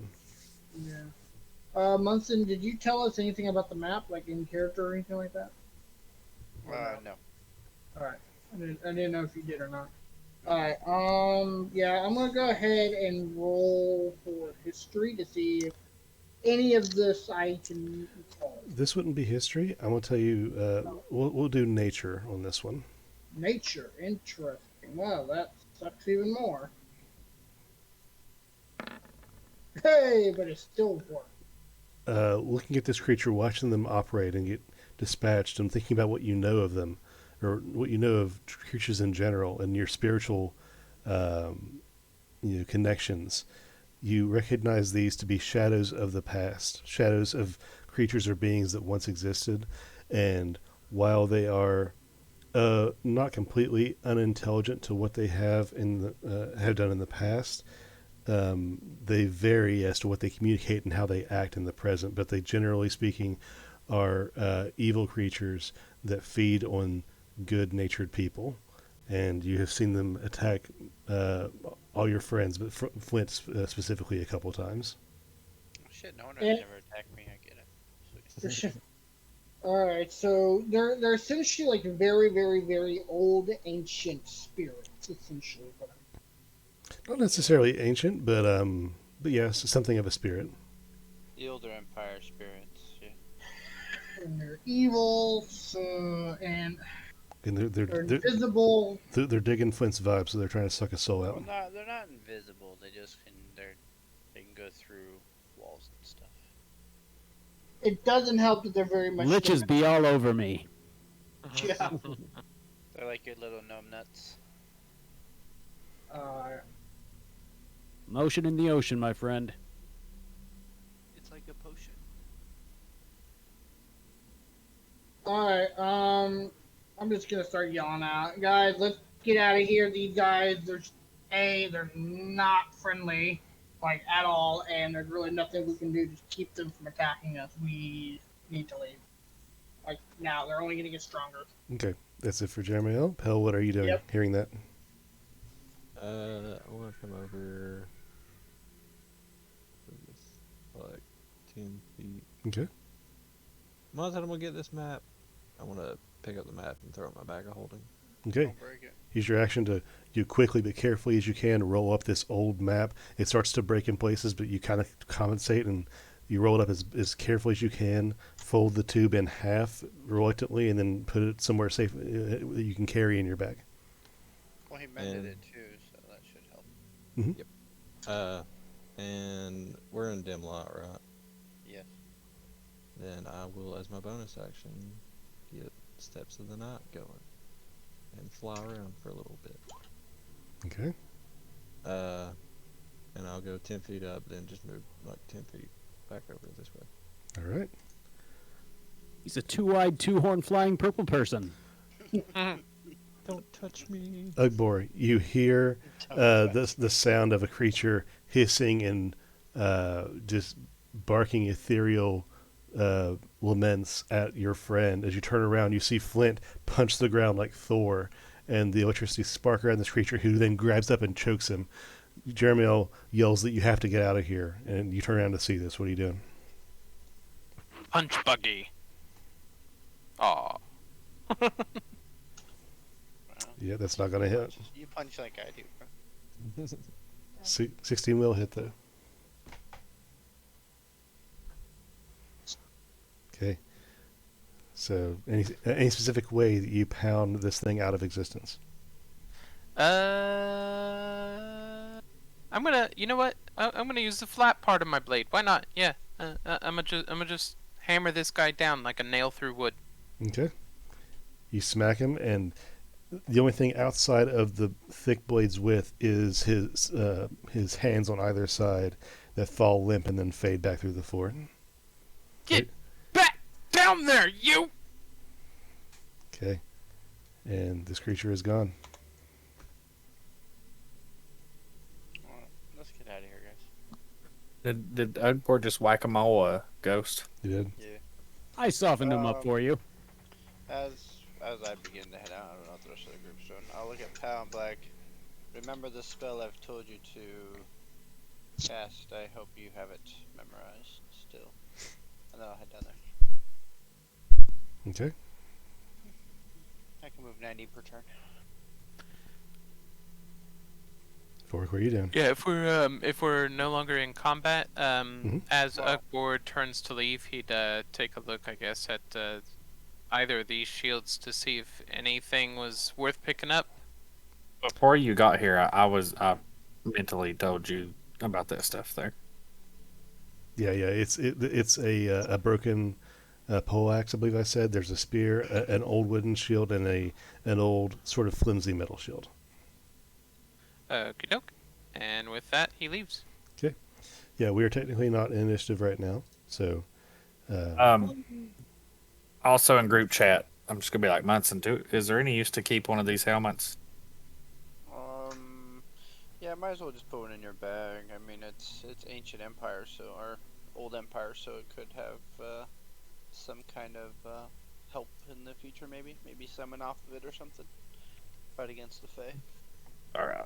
I already have that one I found in the other room, so I'll keep it. Okay. Jeremy, Flint, Warwick, what are you doing? I'm gonna fucking book it. Okay. My lights are still on down at the other end, so they still have light for the moment. Sure. And I'll have it slowly come my way. You can move 60 feet per turn. So I'll just have them slowly guide themselves down the hallway. Okay, Flint. I'm going to take the wooden shield. Okay, you now have a wooden shield. Can you pick it up with your 5 strength? That's a very good point. It's 5. It's Drag it behind me the whole way. well, no, Normal person strength. I can't do it. Help me, okay. please. I'll say Flint's here at that point. I left the building 6 times by the time he gets there. Flint, you're the one in the back, and as you look back, as Munson's lights move towards you, or do they move towards you or flicker out one at a time? No, so they keep moving 60 feet slowly in my direction. Okay, you see as long as they stay within 20 feet of each other, then they can stay active, which they will. You see at the back of the hall as you're moving forward this direction, and the lights start to follow you, leaving the end of the hall in darkness eventually. You see more black creatures start to spawn at the back of the hall and start to claw their way up the hallway this way. I will fly back and pick up Flint and carry him out. Okay, you shall carry him? Yeah. I think you're strong enough. Before he gets away with me, Mm-hmm. He will cast invisible. No. I just imagine Flint on your shoulder, kicking and screaming, shooting.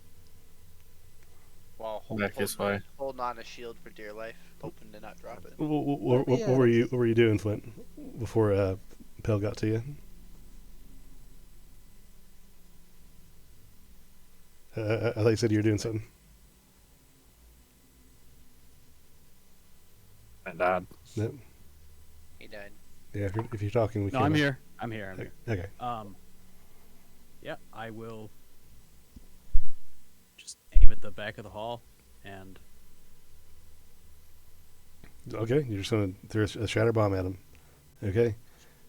So you take out the same ball that you had that you threw in that house to kill the changelings, and as you're dragging the shield backwards, you throw the spell bomb down the hallway, and it tink tink tink, and just rattles the interior of this cave. And as Pell reaches down, scoops you up, it's like, we gotta go, and that's going to be. Let me see the shatter details. Have to make a con save, and I believe it's an a 10-foot radius.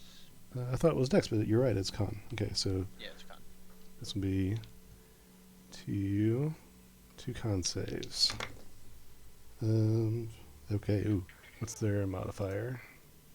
That's a 16 and an 18. Well, So half damage.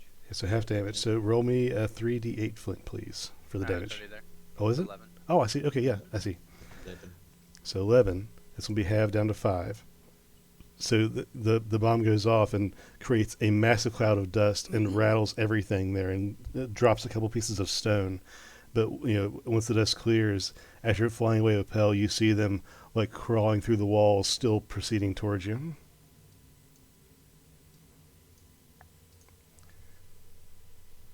And you guys are going to be faster than they are. So you make it to the door, all of you, the very last of you. Before I round the corner, I'm just gonna cast Vicious Mockery as the closest one I see it. Just do a middle finger and then leave. I want to try something. Okay. I want to pull an arrow back, Mm-hmm. but I want to try to use the same psychic abilities I use to summon my dagger, psychic blades, while pulling an arrow back. Wow. So I'm not sure I understand what you're trying to do. You're trying to use your psychic daggers with the bow. I don't know if it would shoot a dagger or something. I just want to see if it worked. Okay. As you draw the bow, and as you draw the bow back, you drag your hand across the spot on your forearm where your daggers are. But you can tell when you pull it full draw, it spawns an arrow like normal, and the drawstring of the bow just seems to wisp in and out of existence through the handle of the dagger. Like they're not cooperative with each other. Okay, well, I'll let the dagger drop. I'm going to shoot an arrow and then throw a dagger. Okay. Is there anything Ugborg can do with his turn to assist? Oh, sure, if you want to. I mean, I moved you, but you could have fell back and tried to head off these things if you wanted to. Yeah, no, I would literally just like to give my turn in the rotation to help, to give the help action to Vorik. Okay, so you clear the way and make sure the Vork has space, and do what you can to help him make sure his aim is as true as it can be. So Vork, you can make your attack with advantage.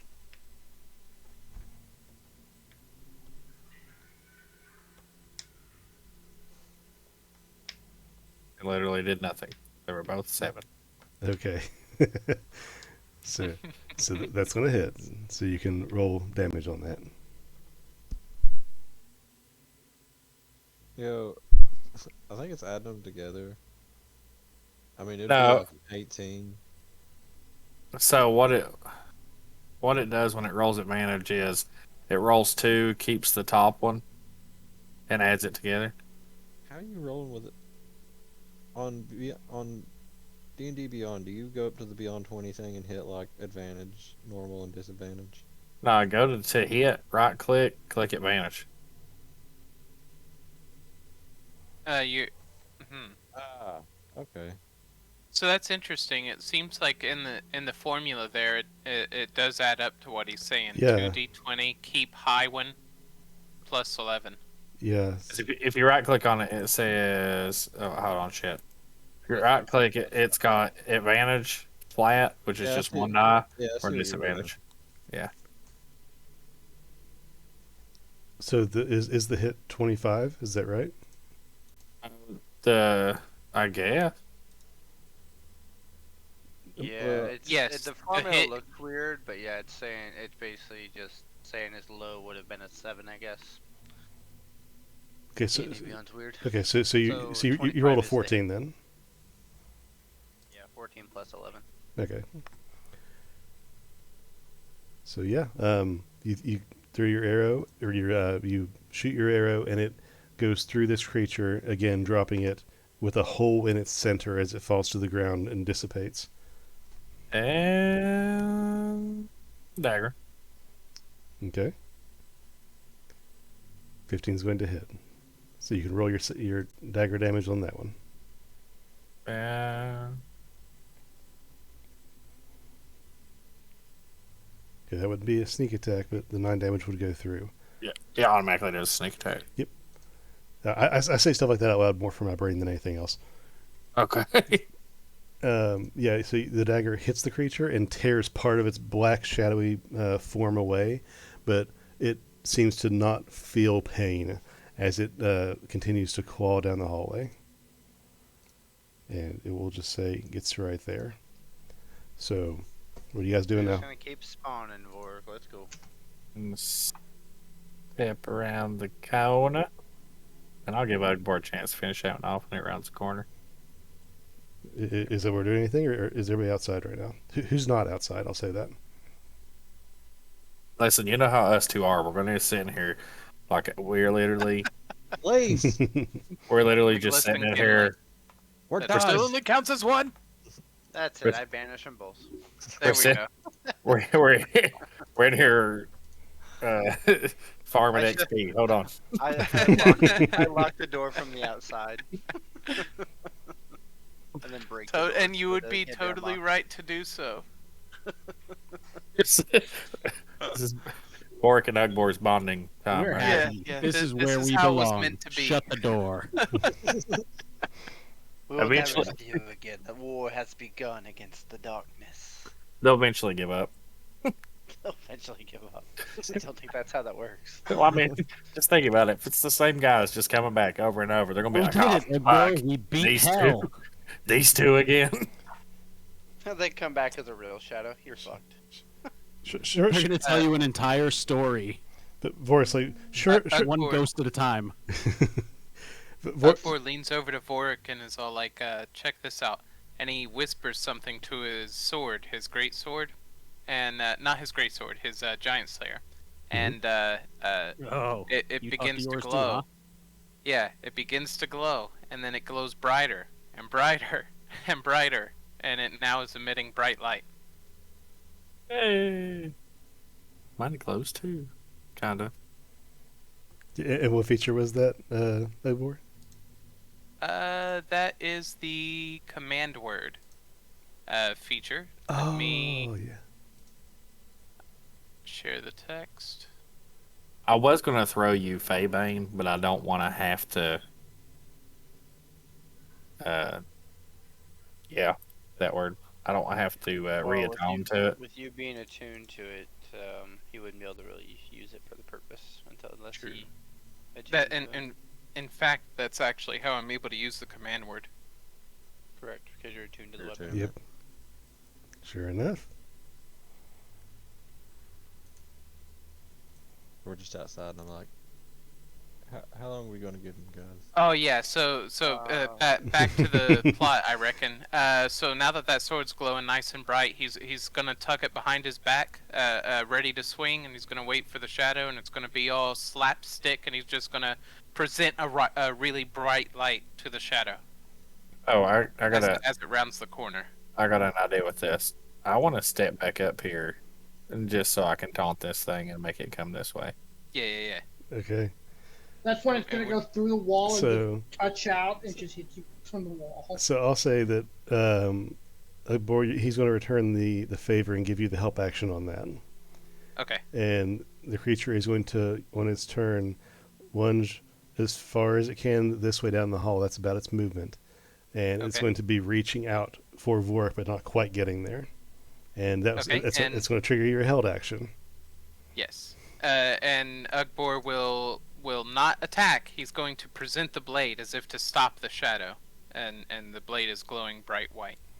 Okay, so it's technically going to be an attack, but you're just going to bunt the shadow out of the air. Okay. So go ahead and roll an attack with advantage.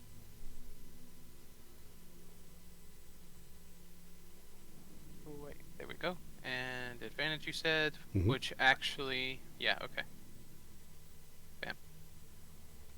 Okay, that's going to hit. So as the creature lunges for Vorik, Ugbor holds out his sword, blade edge forward, and the creature runs itself through the blade. Go ahead and roll damage for me.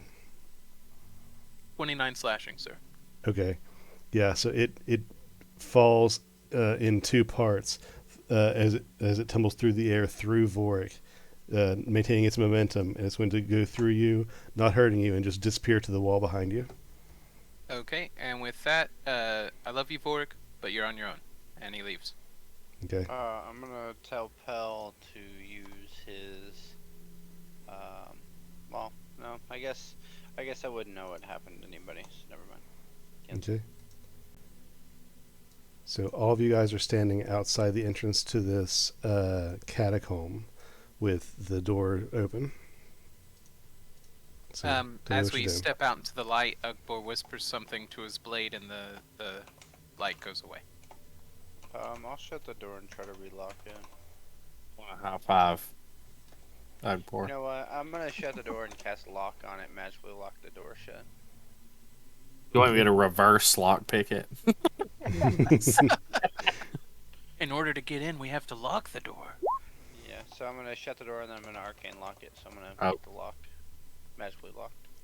Man, you guys missed it. Like, Vorik rolled exactly enough to be able to get into this place. Oh yeah, yeah. Scroll up a little bit, you'll see it. A 22 dex check and an 18 strength to pick the lock, and that is exactly what I rolled. 22 thieves tools and an 18 athletics. Okay. So, Ugbor, real quick, do you have that modifier on your damage thing for like Great Weapon Master? Yeah. So, let's see here.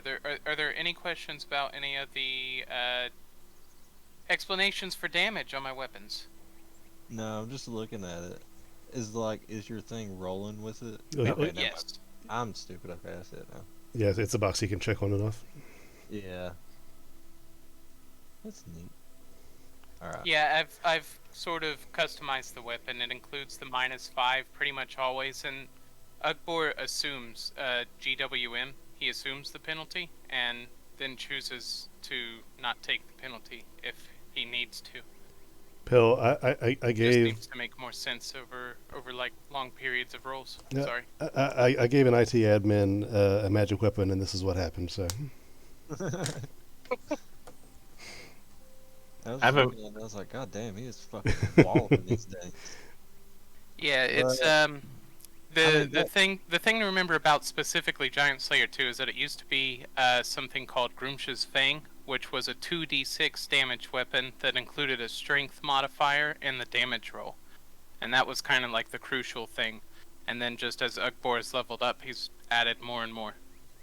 I just think it's really cool that you can put all that in there without having to, like, every time you attack, be like, here's word vomit of what I'm doing. For that. Mm-hmm.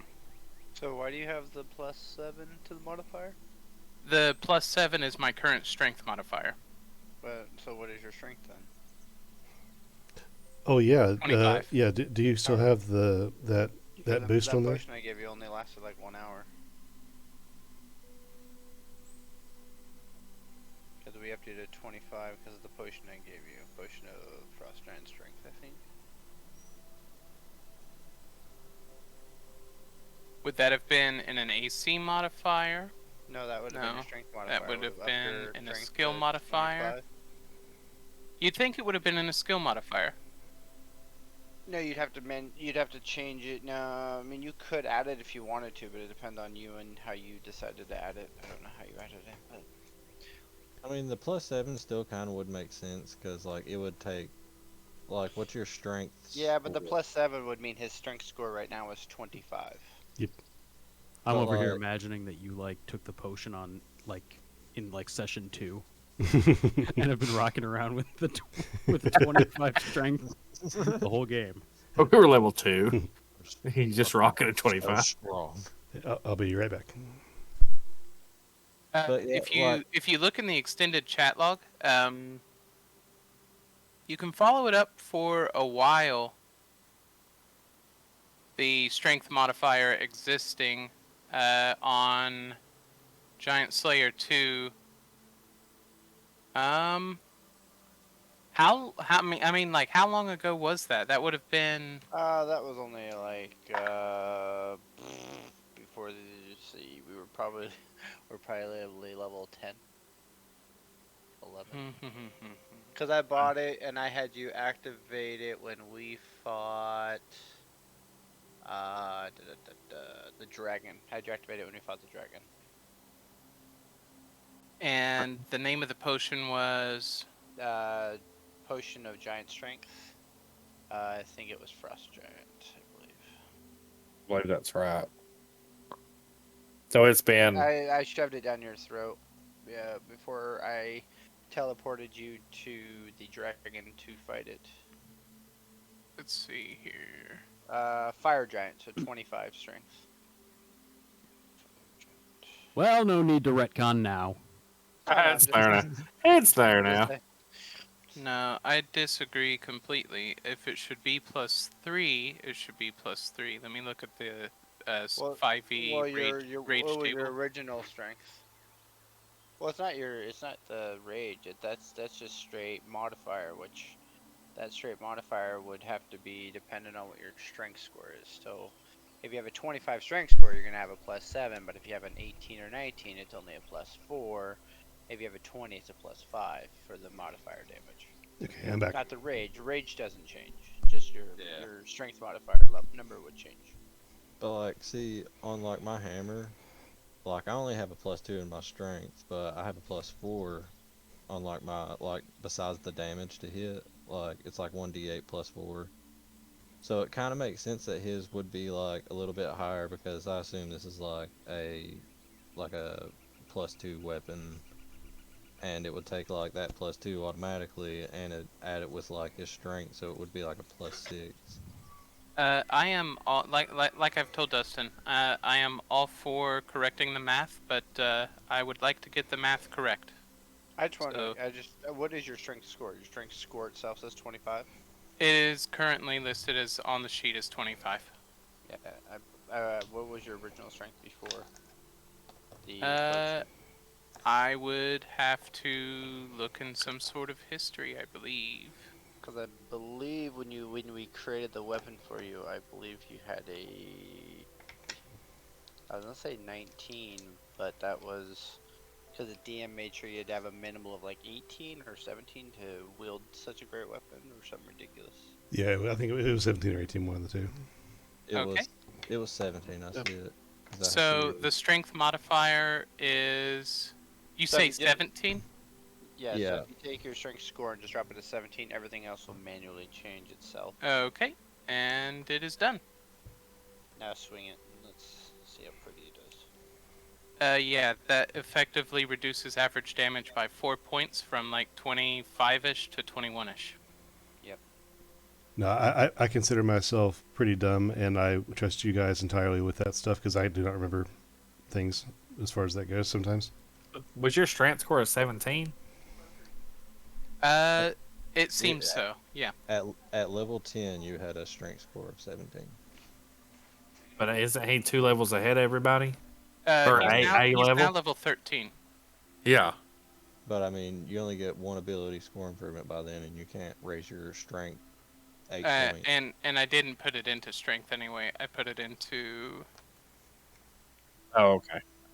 I think I put it into Constitution. All right. Yeah, Yeah, like, and to get your- the max stat we can have is 20 unless we use a potion or something for temporarily, or we get the books of knowledge that will increase it, or unless you're a barbarian of level 20. that or you get like some item that Yeah, like it's what- permanently. Those are the only increases, like- things. It's Yeah. unless a DM homebrew something. Right. By the way, did anyone get injured in that? by Such chance? as Giant Slayer. Yeah, like the Giant Slayer. Giant Slayer has the Fire Giant Strength Potion activated at all times. the I think the homebrew item was Groomsha's Fang, and then it was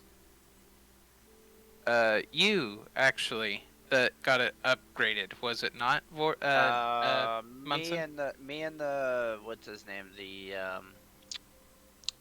Alfredo. We went and got it. I got it customized. Alfredo got it up added another component to it.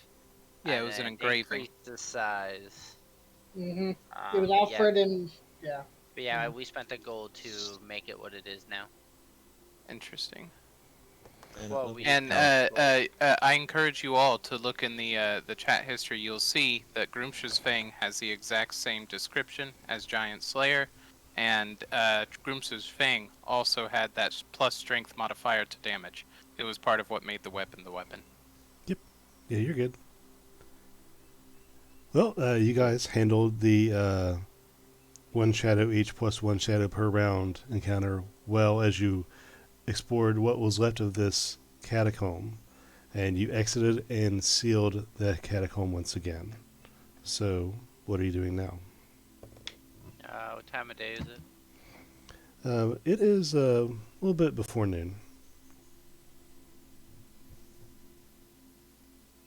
Flint What? is crossing his arms impatiently in his papoose. And he's like, well, that was a waste. Hey, a little bit. You want to ride on my shoulders? Oh, I thought I was in my papoose. What is that? The little, My like, math was wrong, by the way. The average score becomes, instead of 27, 23. the little baby carrier. Oh, yeah. Flint, very, very cool. You gotten hit quite a few times from those things? I did. Quite a Yeah. two of them. Alright. Did anyone else get hurt in there? I think we saw. Nope. Nothing so ever just- seems to hit me. I don't know. So it's just Flint and I. Come here, Flint. I'm gonna cast a healing word on you. Flint will stay right in his baby carrier. Well, the good news is I don't have to touch you anyway, so you just listen to. Good, my- I don't want you to touch me anyway. touch. No. Where Anyway. are we at the moment? You are. We're, Let we're me see. like What, outside of Steve a little bit, aren't we? right about there. I've already adjusted the bullet. We just came out the ass end of Steve. Okay. You heal Uh, 5. You heal 5 HP. So, Thank you.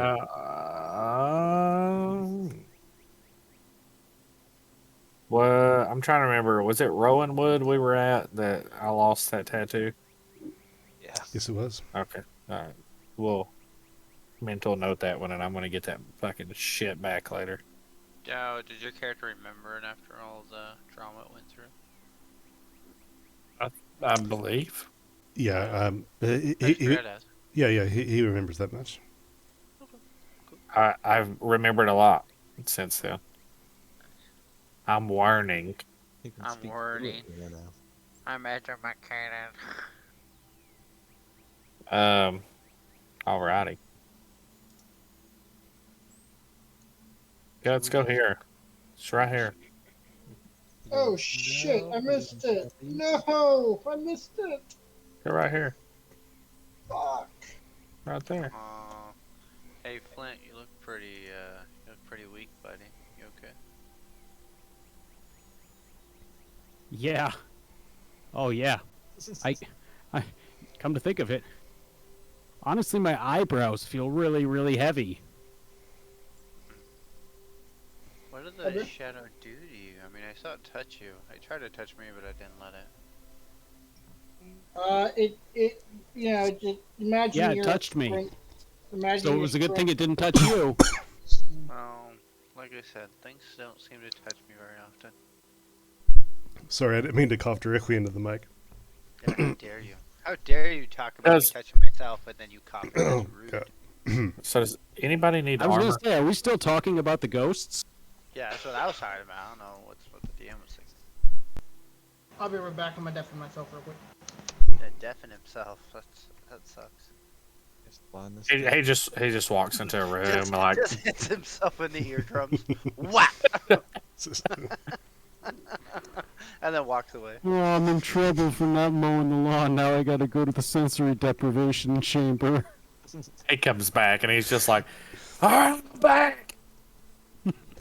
Dash, my boy, you keep hitting me with these killers as I have coffee in my mouth. You'll kill me.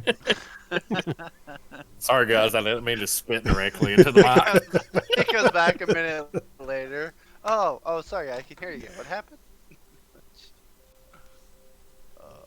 So does anybody need armor? Yes. What? How kind? long has it been since flint hat. Never mind. Never mind. You first. You first. I'm interrupting. Oh, Flint does need armor. He ain't got nothing. Yeah, no, this last encounter is demonstrated. You do Do you want to walk around in this skin? Are you coming on to me? I mean, maybe. He's just trying to wrap around you, baby. Oh boy. You want to be a little skin man? I surrender. Yeah, no, thank you. Appreciate it. I've got my cool shield. I'm good to go. Other than if you don't want the leather golem armor, I do have studded leather armor still. I think that might be what I have. 12, I see. Yes.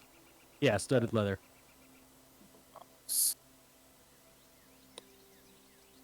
And my cool shield.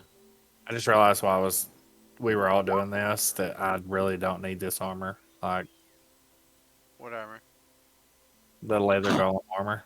Then take it off and you'll be a butterfly. The golem armor or the Yeah. studded? No, the golem armor. It's a zombie inside a zombie. What's the stats on that again? I forget. While wearing this armor, you gain a +1 bonus to AC. There we go. And you have to tune to it. Yep. +1 bonus to AC. I'm immune to any And spells that +1 affect. to saving throws against spells and other items. Anthony. I imagine Boric just like going tearing through a town like in his golem flesh suit like "Rrrr!" And he's like, I'm just kidding, folks. Look, I'm not a monster. Psych! I just shed it and I'm still a zombie. Like, I totally am one. I'm a zombie cosplaying as a I zombie. lied. He's something coming out of his ass. Here's that one dude disguised as another dude.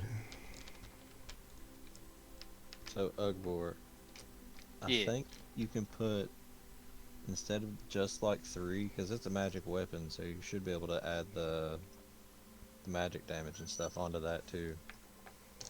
Well, that gives +1 to AC and saving throws. What That's does? The armor does. Oh, what, mine? Yeah. Yeah, it gives a +1. Yeah. To that and your saving throws, and you have lightning resist. And I'm immune to any spell or effect that would alter my form. Pretty tempting.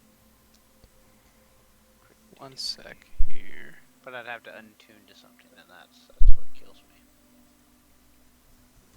me. The thing I realized is that my AC is 18 no matter what.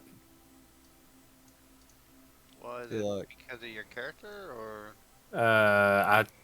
Yeah. well, Feel like what is the? Reasoning? Yeah, well, the math. That's what I'm looking for. Because I have a level 1 monk. Okay.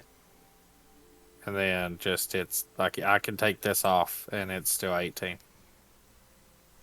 Oh, because it's either the you have unarmored defense, which gives you a bonus, or the bonus from the armor is the same bonus. Yeah, you Yep. can't take one. But of other them. than the armor defense, only the AC though, right? Gives you additional AC. So this one still technically gives you +1 to all your saving throws.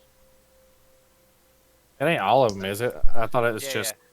yeah. Against all spells and other magical effects, it gives you a +1 Oh, okay. to all of them. So if they do it, so it has to be a spell or a magical effect. But yeah, it's a +1 to all of your savings when they do any of those to you wearing that armor. That and when you can just get Munson to hit you with fucking electric attacks. Because The you whole absorb negative it. 5. Let's see. So yeah, you'd put +2 in the magic bonus spot right there. Yeah. Okay. Just get Munson to hit me with electrical attacks. Yeah, there we go. I'll upgrade it to 10th level spell. Perfect. Let's do Oh, I could. I get 5 temporary hit points. There you Yeah. go. Perfect. You'll be fine.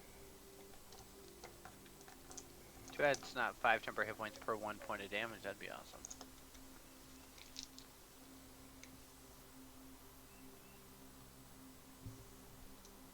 All right, what are we doing here? We just left, and we're waiting for the DM to get back and someone to undeafen himself. I've been here. Um, Can you guys hear me? Yeah, sometimes. Depends Yeah, on he the- didn't call a break. Listen, I would have known.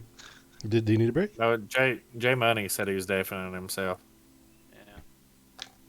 Don't know which version, but I understand.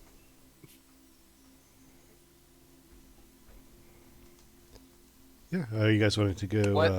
in a Could I actually get a ruling on something from media real quick? Yeah, sure. Yeah, nope. I thought this whole game that it was just to attack, not to damage. When it's magical, it's to attack and damage. Yes.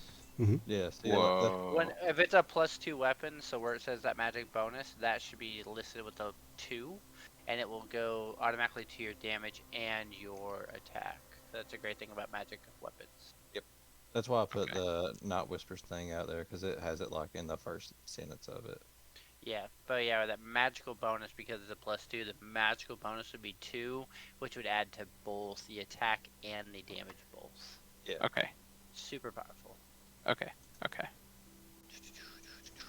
I Find forgot out this yet, thing. Blippi. Making your sword magical. Well, mole magical. More magical. Is that me? That's me, isn't it? Would you just not see it? Yes.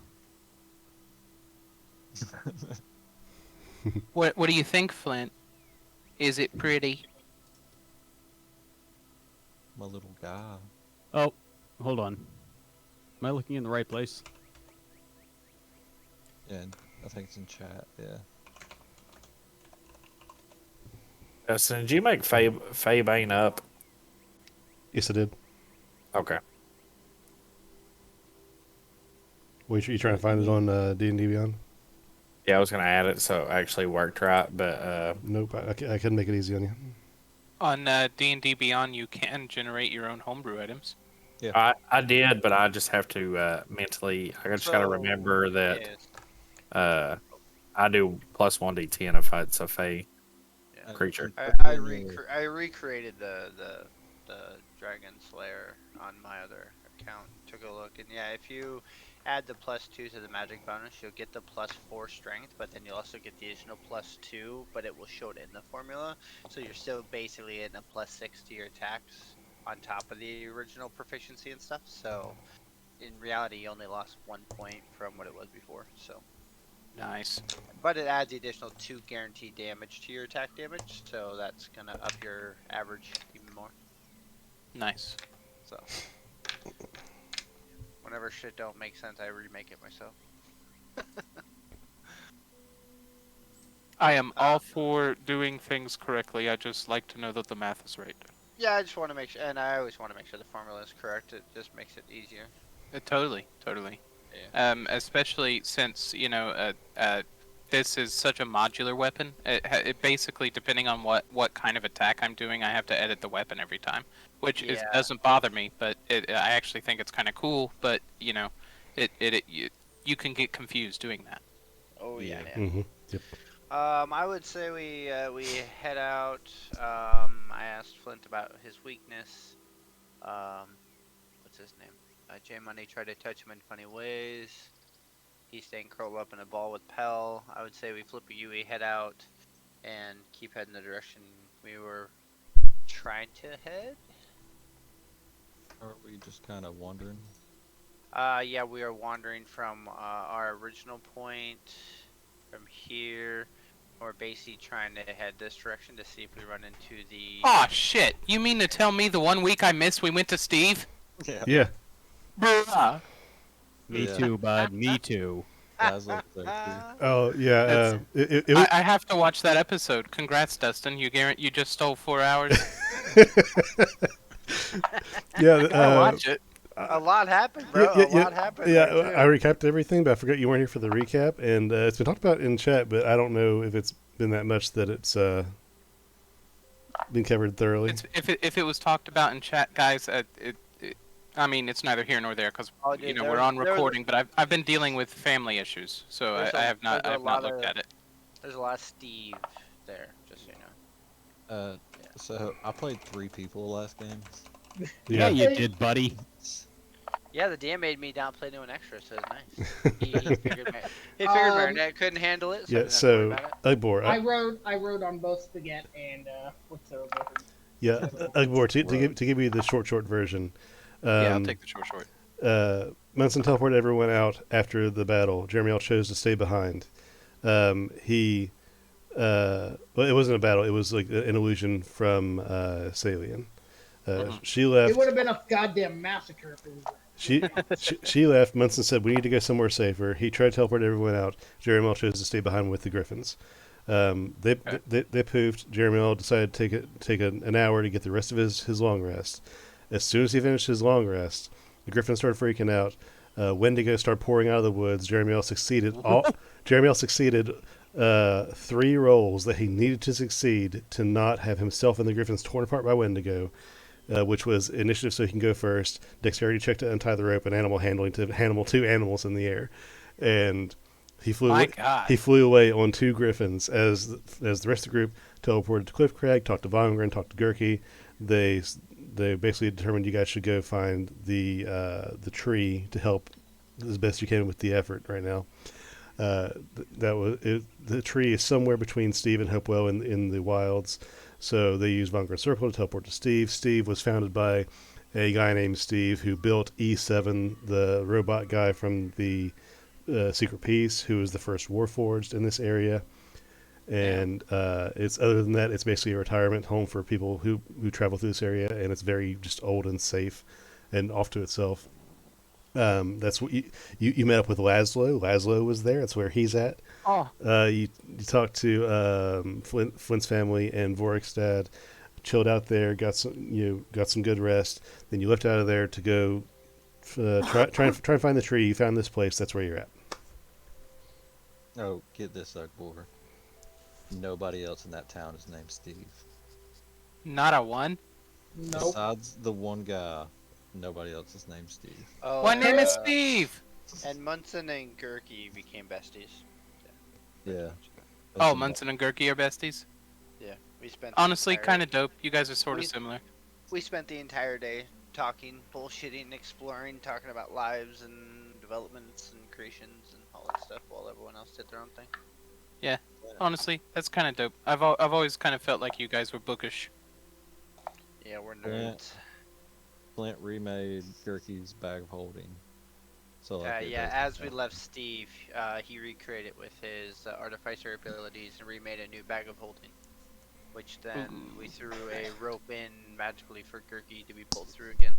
Oh my gosh. So yeah, Good job, Flint. all of that said, you now have explored this little area and came out alive, and here you are. And that's where you're trying to figure it out. And he forgot that we met some bandits, and when we met the bandits, I gave him a chance to survive, and instead I let Pell annihilate them.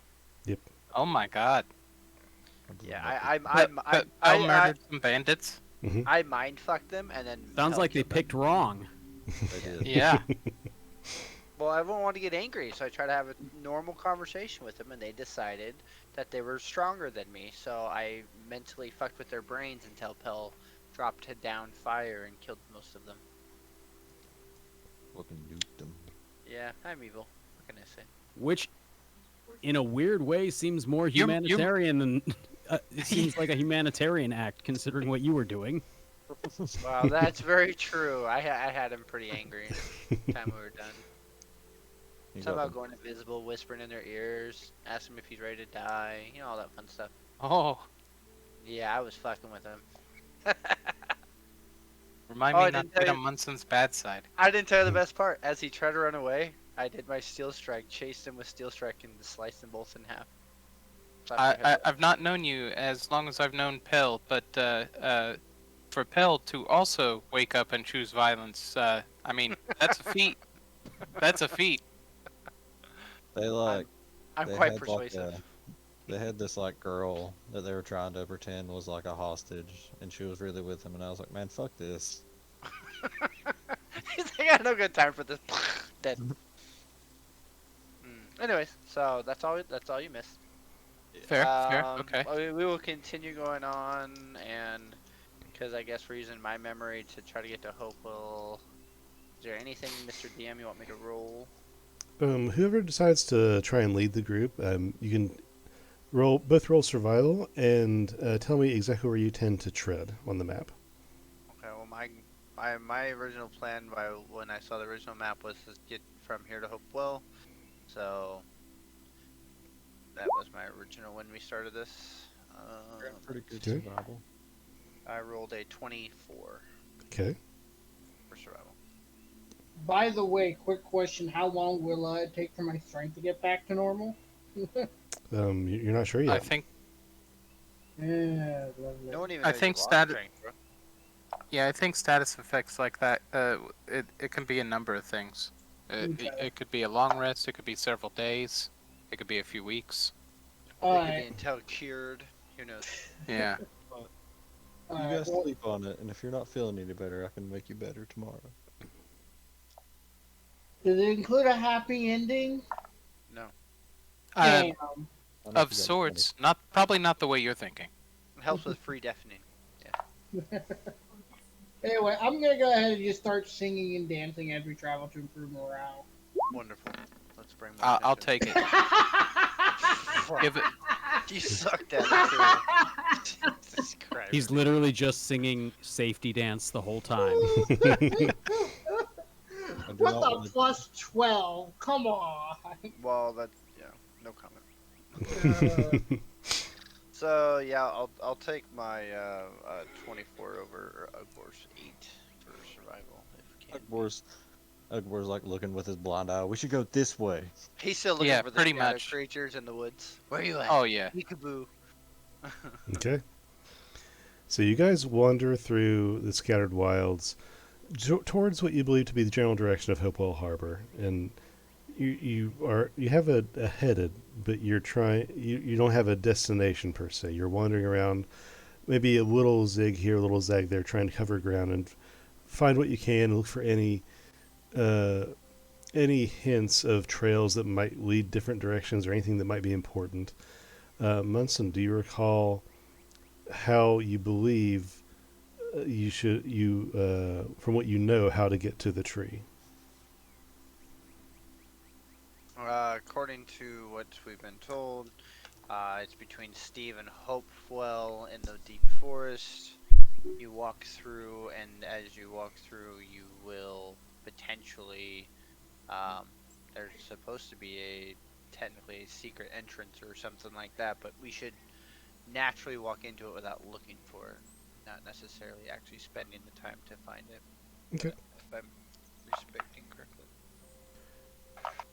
So as you guys wander around, there's a lot of thick forest here. You see several creeks, several little clearings where trees are gone. There's some animals that are grazing in the distance, and as soon as you make even the slightest noise from a great distance in the clearings, the animals scatter.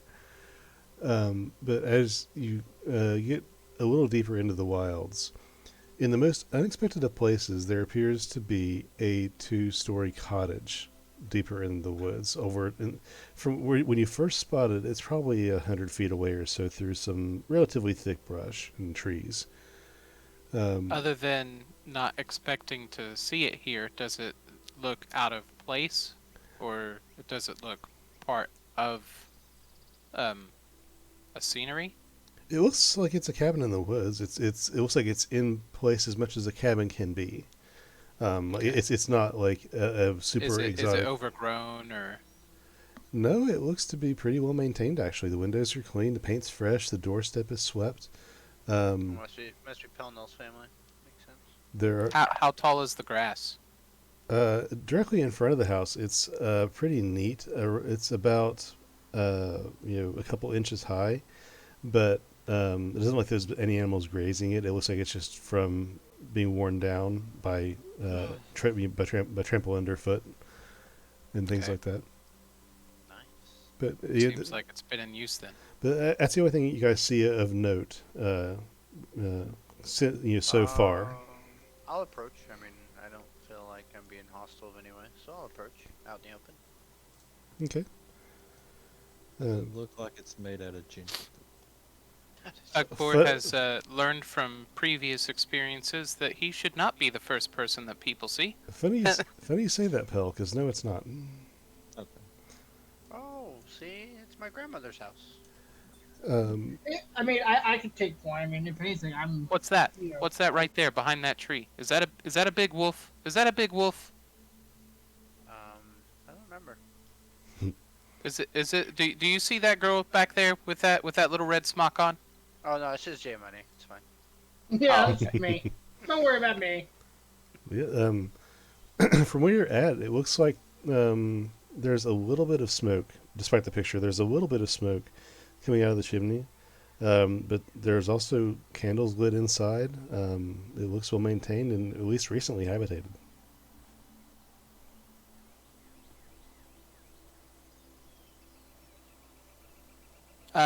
Ooh. Okay. Um.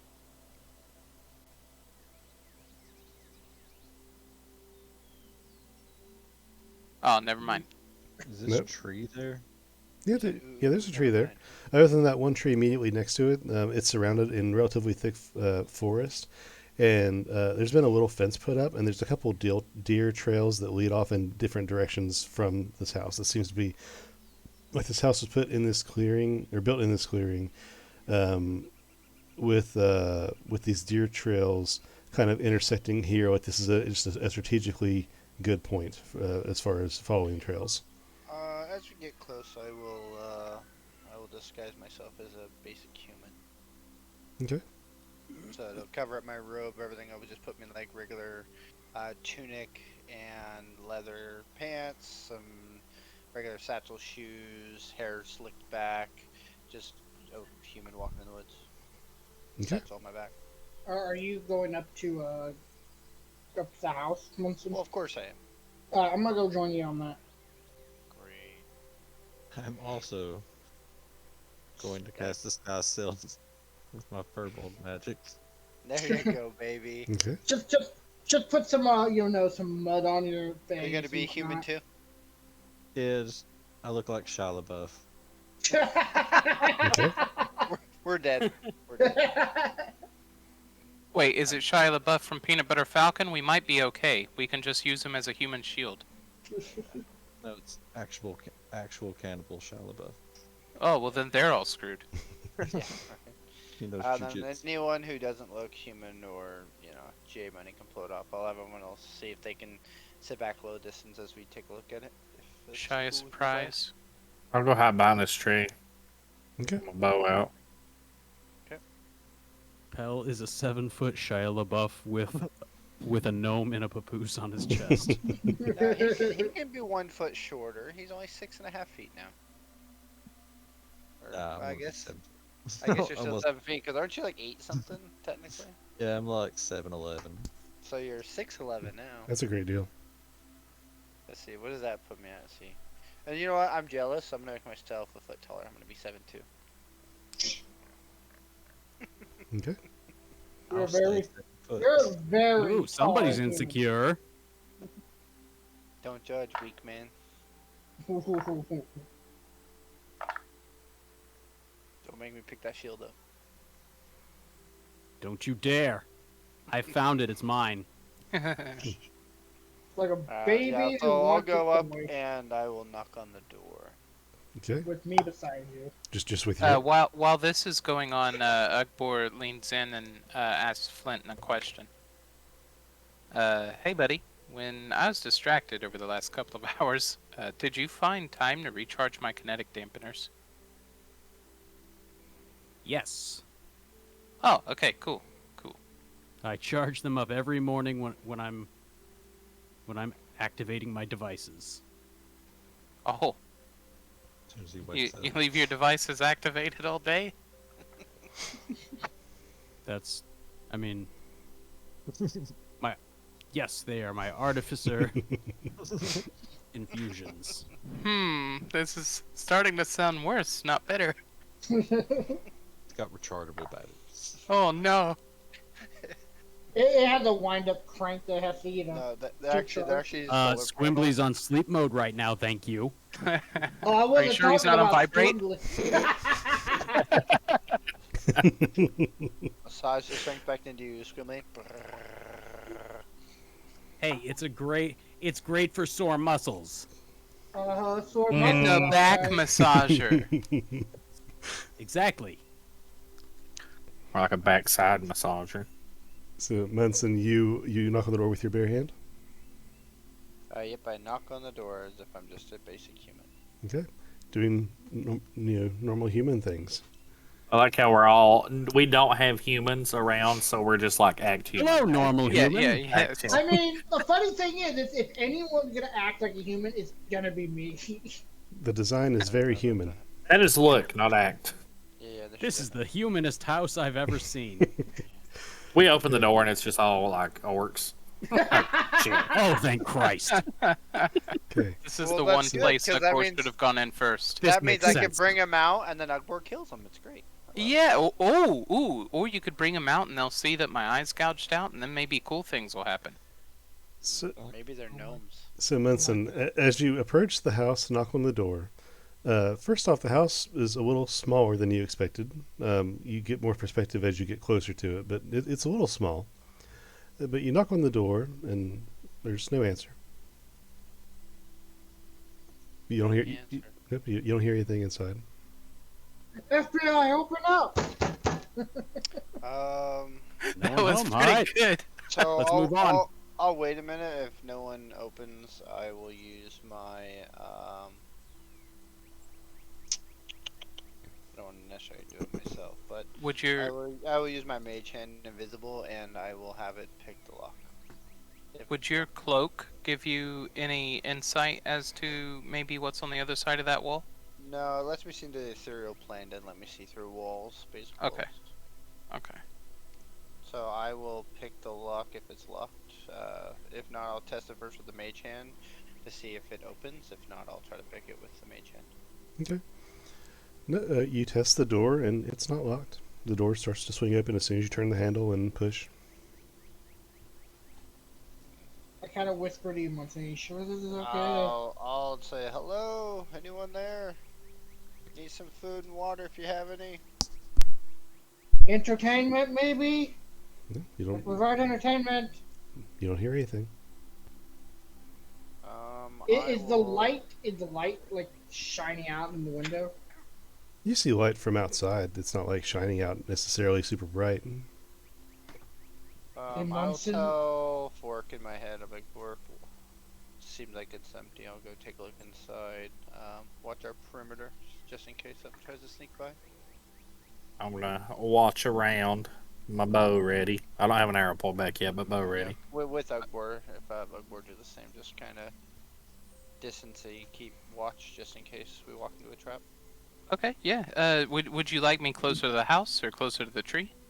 Let's see. I'd go to the back of the house if you could. Back of the house. Okay. All right. And Ugbor. I guess to start, Ugbor's actually going to have his crossbow out. Okay. I'll tell Pell and Jeremiah. Alright, let's go inside. Let's take a look. Behind you. I will enter first. Okay. I'll enter second. Flint is in a papoose with me, so he comes in with me. Okay. He's a baby. Here, we can be a couple, you know. The inside of the We can be a house family. is built a little bit small. But it's very quaint and very welcoming. It's inside there's comfortable furniture. There's rugs on the floors. Furniture is arranged around a fireplace. There's an offshoot of the house that has a small kitchenette area with an oven and counter space built around it. There is a small staircase that leads upstairs to what seems to be a loft with a bed in it. There's no walls on that area of the house. So There's it's open loft up above. there's a hearth above the fireplace and cabinets and drawers and little pieces of furniture. But other than being small, it's just an empty, homely cabin. Any pictures? Anything to describe maybe who was here? Nope, there's Um, No Any pictures. handwriting, written papers with certain languages? No, there actually appears to be a quite a lack of anything as far as literature or paintings or anything goes. You do see that there is by the door a pair of muddy boots. There is a chair, and below the chair there seems to be a small pile of wood shavings. And beside the chair, there's a box that has some firewood in it, and a knife that's been stuck into the side of a piece of firewood. And How much fire's in the wood in the fireplace right now? how much fire is in the wood? How much fire? How much wood is in the fireplace? There is just the Dustin, can we get that measured in like newtons. volume? Volume. You know, I want to buy pounds. Square feet. Actually. No. We need to know exactly how many bananas it weighs. Cubic meters. Come on. There is just the embers of an old fire from probably this morning or last night. There's no I'll throw active 2 more firewood. logs into it. Okay. They don't immediately ignite, but given some time, No, possibly. over time. Okay. And then I will. Does I have any kind of pantry, anything with food or anything like that that might be accessible? There are Is that one some there's some cabinets in the kitchenette area. If you go through those, you might find something I'll there. spend a second. Okay. I want to look around for like any secret doors or like trap doors or anything. It's just the fact that it's empty and the lights on and there's an old fire makes me very concerned that I might get in. Sure thing. Jermail and Munson both roll me investigation. Ugbor, what are you doing? Okay. While this is going on, Ugbor looks at the back of the house. Does he see any secondary doors or like a cellar door? Nope, there is no secondary doors. There is actually a cellar door. If you go around the other side of the house, you would see it. It's not immediately in front of you, but there is a cellar door on the far side. It's like this typical cellar door that's like at a 20-degree angle off the ground, and it opens downward into what you assume to be a cellar or a basement. Okay. Ugbor doesn't touch it, but he sort of like walks over until he can see the handles. Is there a lock or anything? It's been like there is a latch on it, like Latch. a hand-turned wooden latch that would you kind of flip from one handle to the other that seals it shut. So basically, animals or accidental openings, like the wind doesn't blow it open or anything like that. Sure. Okay. Does he see any light or anything coming from the cracks Nope. around the cellar door? No lights. No, it seems quiet. Okay, and then I guess if Ugbor has any more time for anything else, he'll just kind of scan the tree line. Nope. The tree. You look at the trees. The trees look back at you. Everything looks fine. Okay. Ugbor just sort of paces around, checks his ankles. Vorik, you are still outside by the tree. Is that right? Yes. Okay. I'll have you roll perception for me. Jeremy Allen Munson. Munson, in the kitchenette, you find some scraps of jerky and basic food supplies, some stored vegetables and crates. Some are about to go bad.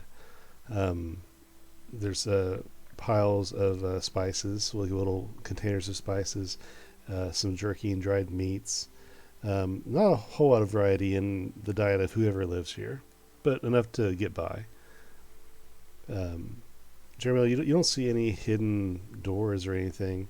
You see just the stairs that go up to the loft. There is the fireplace and living space. There's the kitchenette with a little kind of a mudroom area off to the side as you walk in. This seems to be it. It's just a small little cabin. I'm gonna go upstairs and Okay. into the loft. I'll leave all the stuff alone. I'm just checking to see what kind of supply the guy has left, if anything, and basically just determine his survivability by what he has available. Because there's not much around here for quite a ways. So, Okay. So, Pell, you see anything? I don't know. Do I? what are you looking for? Mostly I'm going to see if there's like a chair, because I don't know. I feel like we disturbed these people, so I'm just gonna give them like a gold. Just be like, I'm sorry. Yeah. There's the chair next to the firewood in the mudroom area, and then there's the like the sofa and love seat sort of situation in the main living area. Yeah, I'm just gonna lay like 2 pieces of gold in that little chair. Okay. And just like in a kind of loud whisper, sorry. Vorik, as you're looking around, from the space that faces the front door, someone is walking towards the house, heading towards the front door from the front of the house area. The person that you see they're in the distance still, but they seem to be relatively short, and you see them carrying a something that is kind of just bopping and waving through the air as they're like holding it out to their side. So the person is small, kind of. Yeah, kind of small statured. I want to reach out in the group chat and be like, "Hey, there's someone coming in," and draw an arrow just in case. Mm-hmm. To so the only one that can't hear that's Jeremy. It's like Jeremiah. I'll say out loud, Jeremiah. There's a company coming to the door. Maybe the owner. If It you're would gonna be be wise to assume. if you're gonna be upstairs, get a good advantage point if you can, just in case. Will do. And then I figure me and Pal could maybe lean away from the door and let the gentleman or whoever it is come in, maybe, and see what we got. I know you're dying over here. Okay. Oh, but I feel weird. I think This I is want to turn bad invisible. optics, guys. I think I want to turn invisible and run out. Well, I mean, if you want to go invisible, go ahead, man. Month and I got this. If you want to go invis and get out, that's fine. The figure's getting closer. It's probably about 20. If no, we'll say at this time about 50 feet from the door. I'm gonna Up to you, Pal. I'm gonna look out the window from the loft. I'm assuming there's a window according to that picture. Do I see like any like actual creature? Like, do I know if he's Oh, under that human? one. Yeah. Okay. You look outside and you looking at them. They seem to be pretty short-statured human, not human, but a short-statured person. You can't tell what they are, but they seem to be dressed in some sort of furs and carrying a string of what looks to be small animals. Well, he's a short human-ish, carrying a bunch of dead animals. Okay. We'll see when he gets here. Yeah. Have a conversation. Maybe he'll know something. Pal will be back. Mhm. I don't know. I figure with his conscience, he might do his fur bulk thing, go invisible and exit, but that's up to him, I guess. Okay. He's now closer. I will say he's 20 feet from the home. He's starting to start up the walkway that he's made. Is anybody doing anything? Uh, Sure, why not? Ugbor walks around the corner, I guess, right about that time. From the back of the house. Okay, and you just obviously make yourself known? Yeah, but Ugbor doesn't see him there first, I don't think. I think maybe this is probably all happening about the same time he's getting from the group chat that somebody's coming. Okay. So, let's see. I'm going to roll a perception for this guy. Okay. He keeps walking, doesn't seem to pay you any mind. He's kind of looking at the ground, looking at his stringer of what look to be rabbits and squirrels, and he's kind of like focused on keeping them off the ground. It's kind of probably wearing his arm because he trades arms, and he one brushes the ground. He's son of a, and kind of lifts it up as high as he can, and just Ooh, keeps heading towards the house. Then eventually he gets up to the door. He just Let him in. Yeah. Ugbor, I guess, is walking forward. I don't know if he gets to the door at the same time or what, but he's moving towards the front of the house slowly. okay. We'll say that you get there at a little bit after him, because there's a fence there you have to go around. Which side of the house are you Right. on? Because I imagine you on the right think, side. I think he's over here. The That's Ugbor, right? the way I imagined it is I would have started off around here and then walked back out from around here. But I very well may have walked around here. It's up to you. Okay, well, let me roll for it. Okay, yeah, you're coming back on the left side. Okay. So, as he walks up to the house, he puts his hand on the door, and as he moves to lift up his catch of the day, he tries to put it over his shoulder, and as he does, he looks up and sees you standing almost right next to him, and just freezes.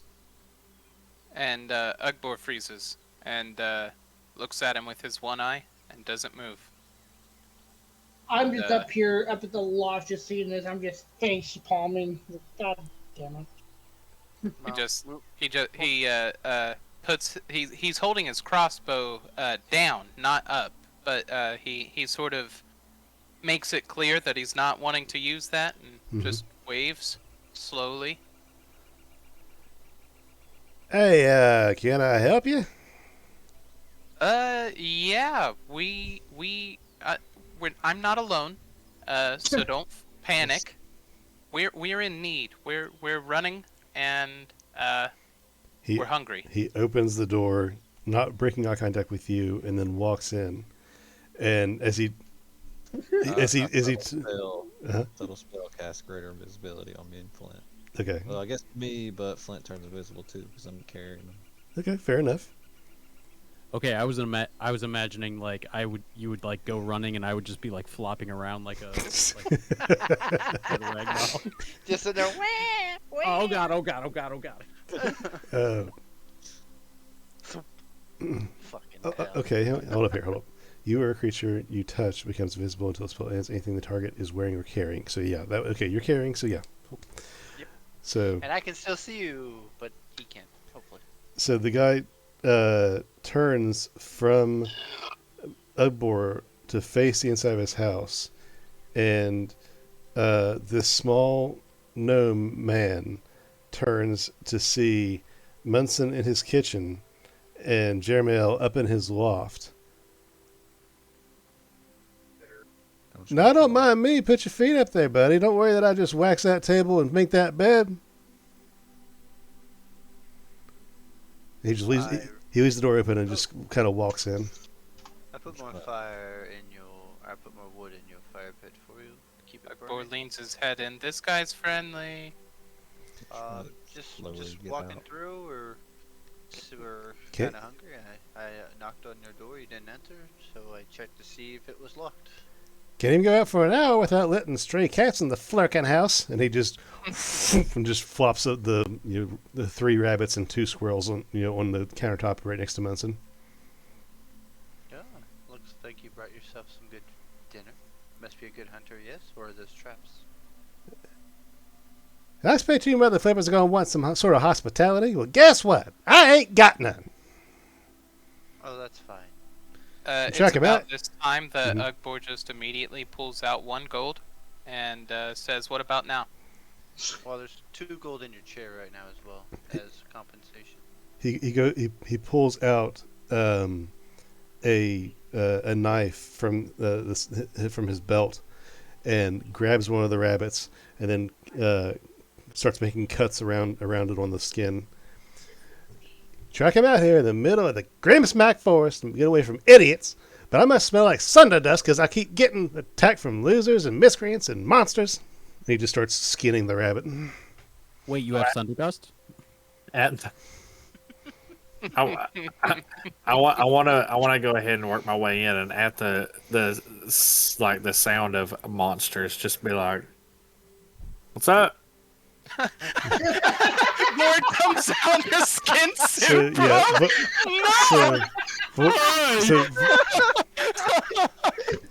so now there is a skin-suited monster following an orc inside his home, with the humanoid-looking Munson and Jeremiel already in his home. And Pal, who's invisible somewhere in there. Yeah, Pel's in there too, but he's just taking up space. Wait, I have a question. I have a question. With Pell being invisible, do we just see a floating Flint in a papao? No, because he's carrying Flint, so Flint is invisible. Ah, that would Yeah, have been you could- fucking hilarious. Oh, dude, If he's it just would a floating. have been. It would have been. Nah, so like when Pell went invisible when he opened the door, he would have like giggled himself out of there, and then like whenever it ran up, he'd have been like, "What's up? This normal human-looking Shia LaBeouf here." Wow, wow. This is my grown gnome child. No. Baby. Grown gnome. Here he goes. Munson and Pell. They're the parents of this gnome baby, and then I'm just the uncle. He sees this circus that has appeared in his home in the middle of the woods, and finishes skinning the rabbit, just ripping the skin off and laying it down. He looks at Vorik and is honestly kind of unfazed at what you look like, as he looks at the sheer number of individuals that suddenly appeared in his home, and he just like scowls and then goes back to work on his rabbit as he starts filleting the meat off.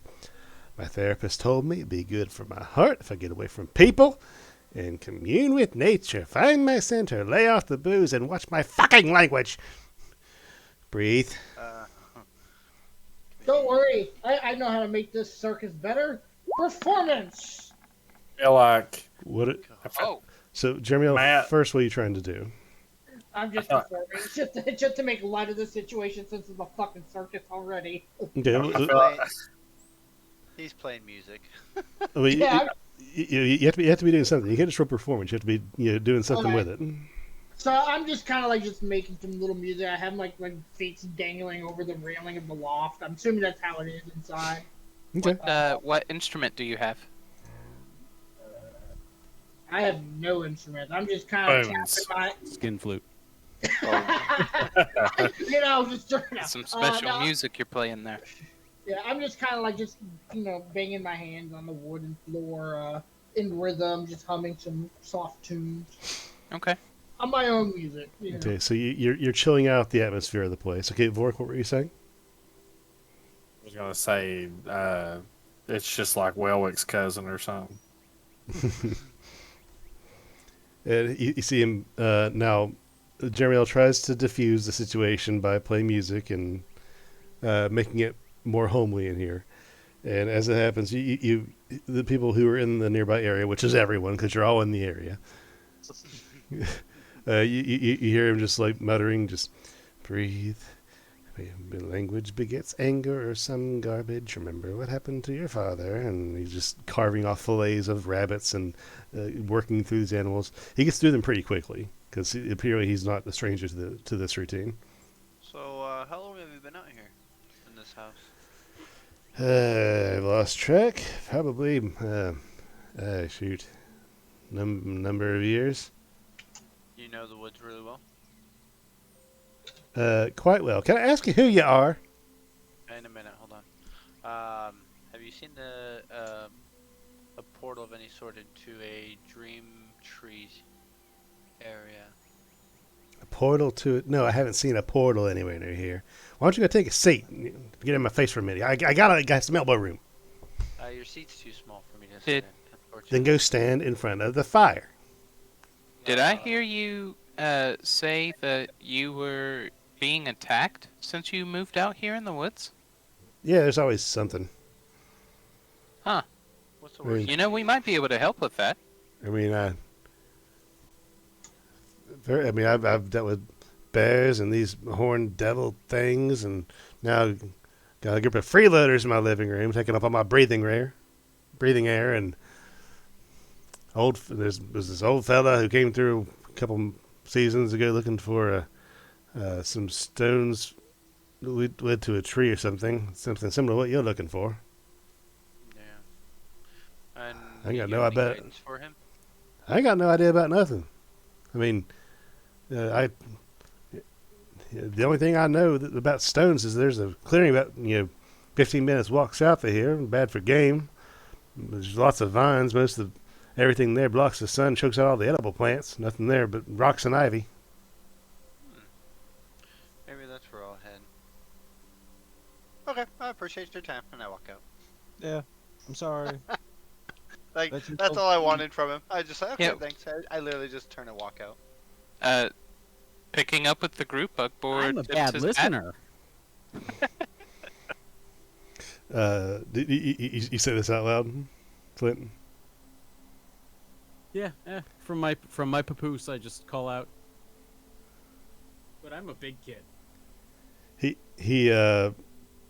takes a second after a split second after hearing you. He picks something off of the counter and throws it at you. Do you catch Hey. it? Did you catch it or anything? Yes. Okay, you catch it and look at it, and it's a severed rabbit head. I hear I'm not there's- giving this back. Fine, make some soup. I bet you he makes good soup. See if I care.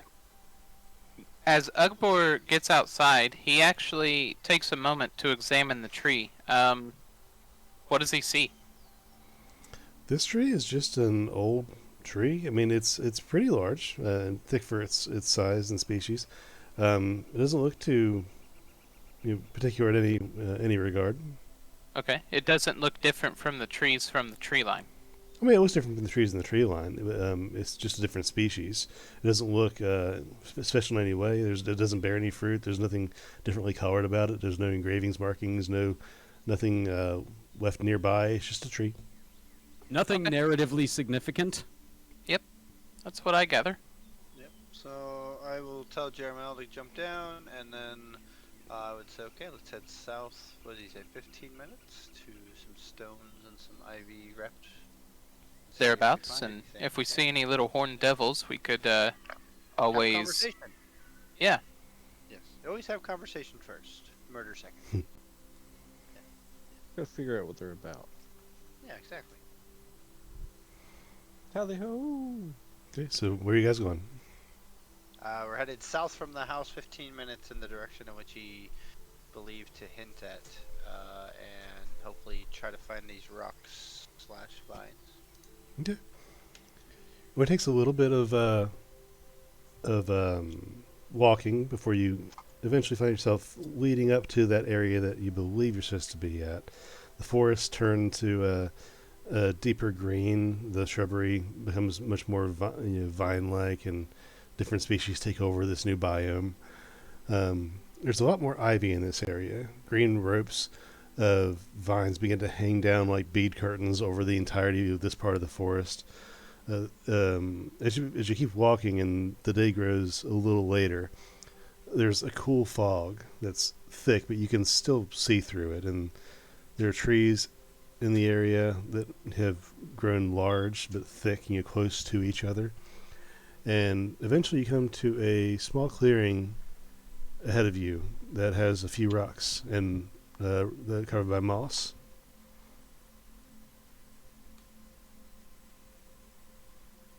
That way. Um, yeah, I guess we'll keep heading towards the small rocks and more of the mossy plain. Okay.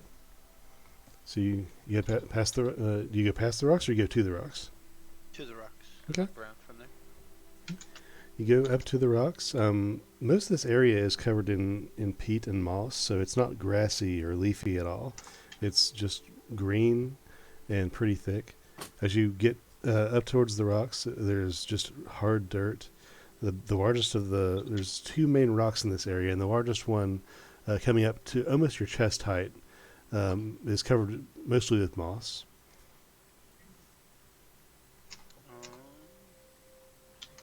Does it feel like it was one of my dream or one a similar description? Make a history check for me.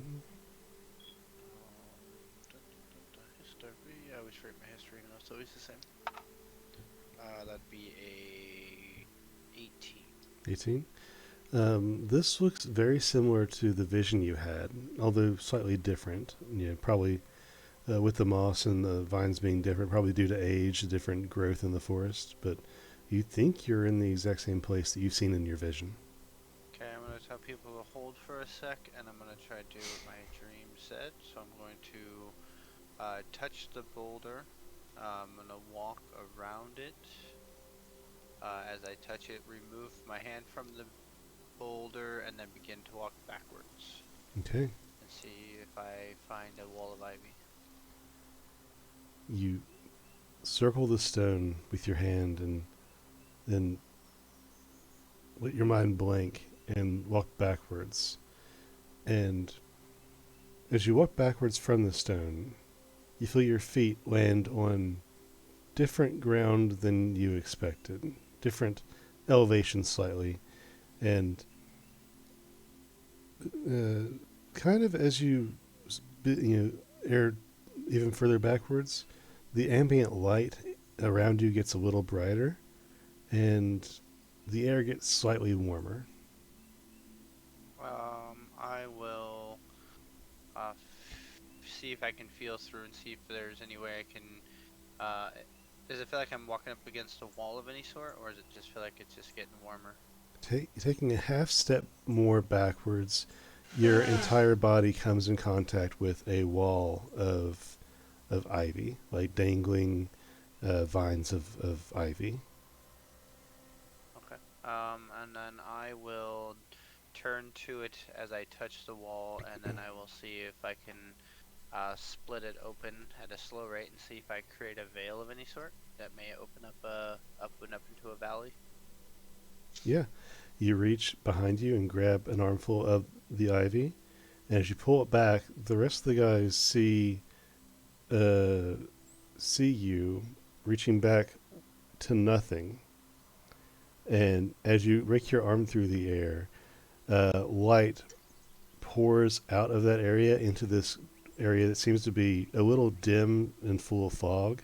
And as the light shines through there, it hits all their eyes and makes them wince as their eyes adjust to the light.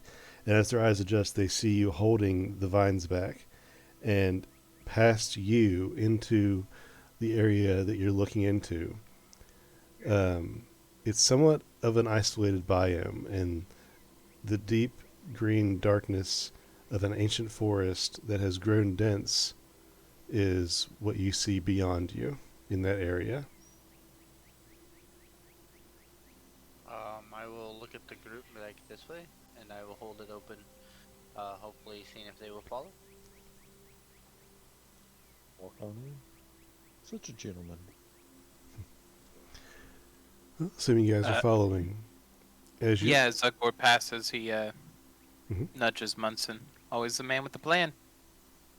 That's the plan. As all of you walk through the Veil of Green, you see this area you're in is a peaceful circular hem of forest that encapsulates a multi-level house with a few walls that are built into a small crop of trees.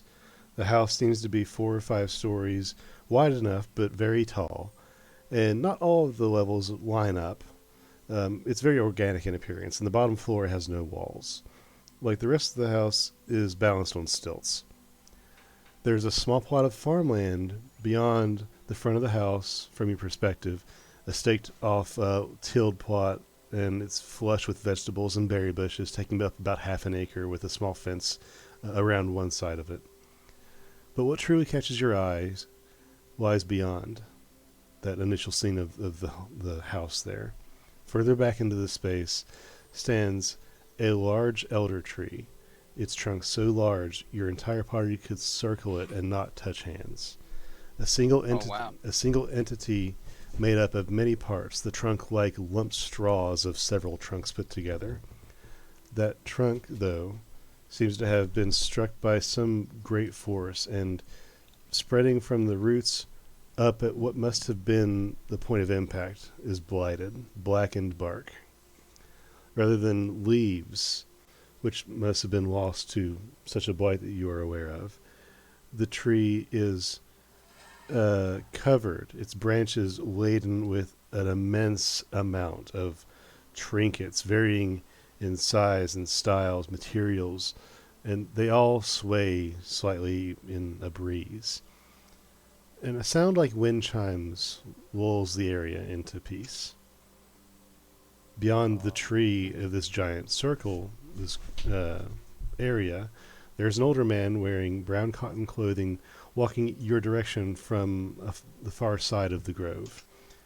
There's also a white Harengon facing away from you, working in the garden I mentioned before, and a brown Harengon looking at you from the bottom of the house. As this happens, I will link to Gurky and say, I believe I found our destination. Flint will pull you through, and then I will look at Flint and say, open the bag. Or, I think it's Flint that has it. Mm-hmm. See if we can pull Gurky through before we interact with anybody. Okay. Flint, what are you doing?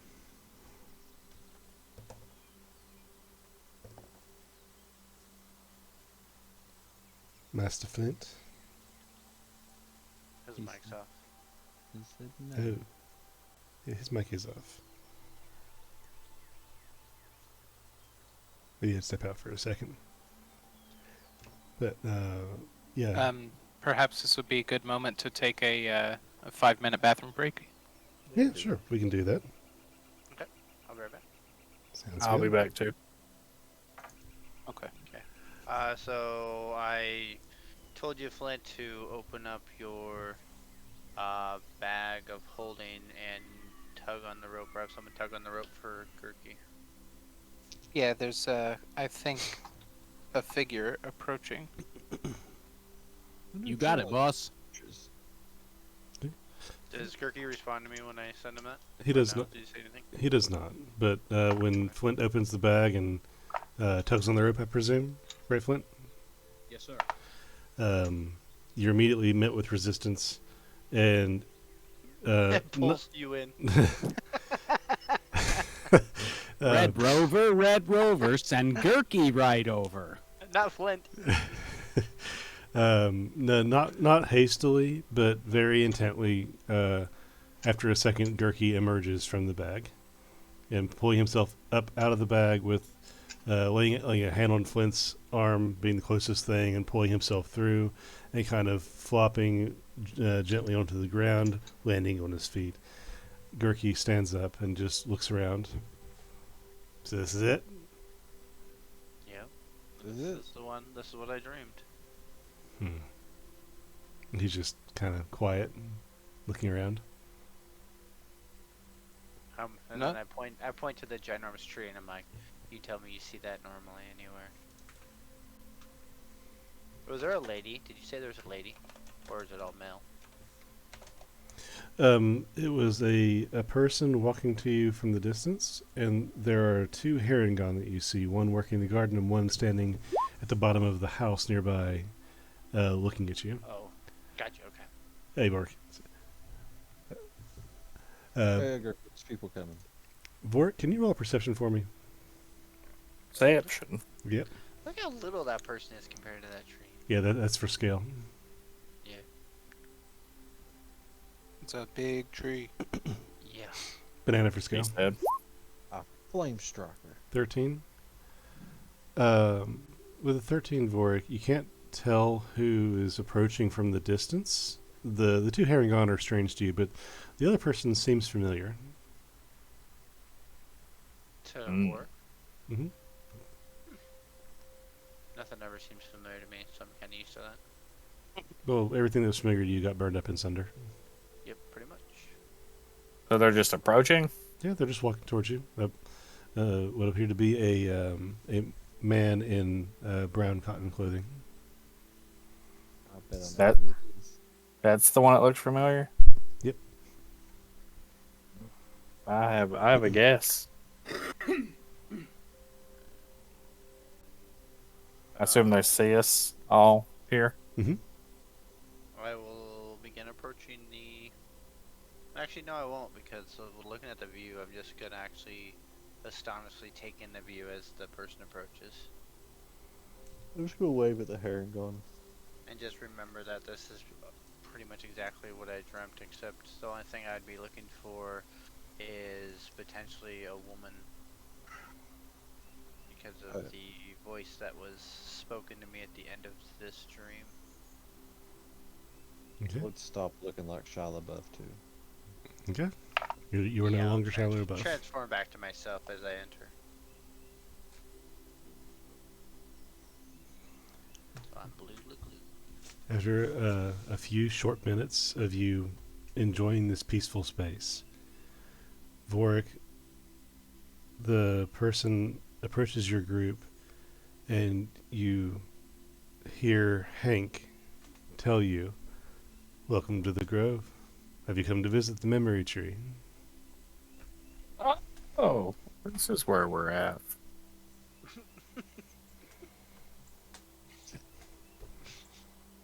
Yes.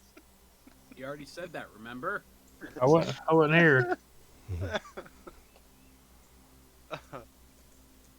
Munson minds his own business as work says that.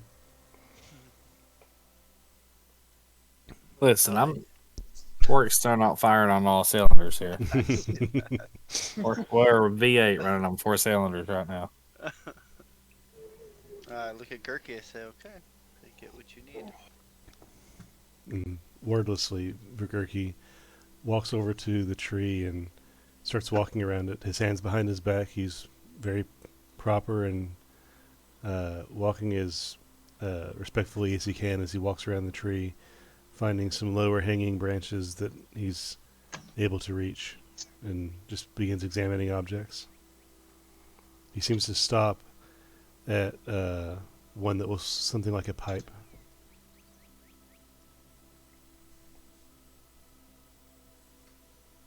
So this memory tree, this is the Hank or whatever his name is. Does it have certain people's memories, or is it everyone's memories? Anyone? Do you And know how it works? yes, this tree is more ancient than anything that I know of. This, not really in possession of the memories, but holds them for anyone, really. Anyone who chooses to seek out the tree for such a collection. Most people tend to leave memories of cherished thought that they wish to live on past them. I wish to pull out a parchment that I had and show him the choker that I believe a woman held in front of me. I'm gonna do it as I had it drawn earlier and see if he recognizes or have seen this choker.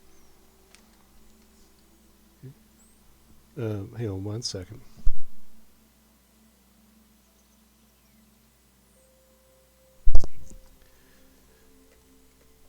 So you hold up a drawing, you said, right?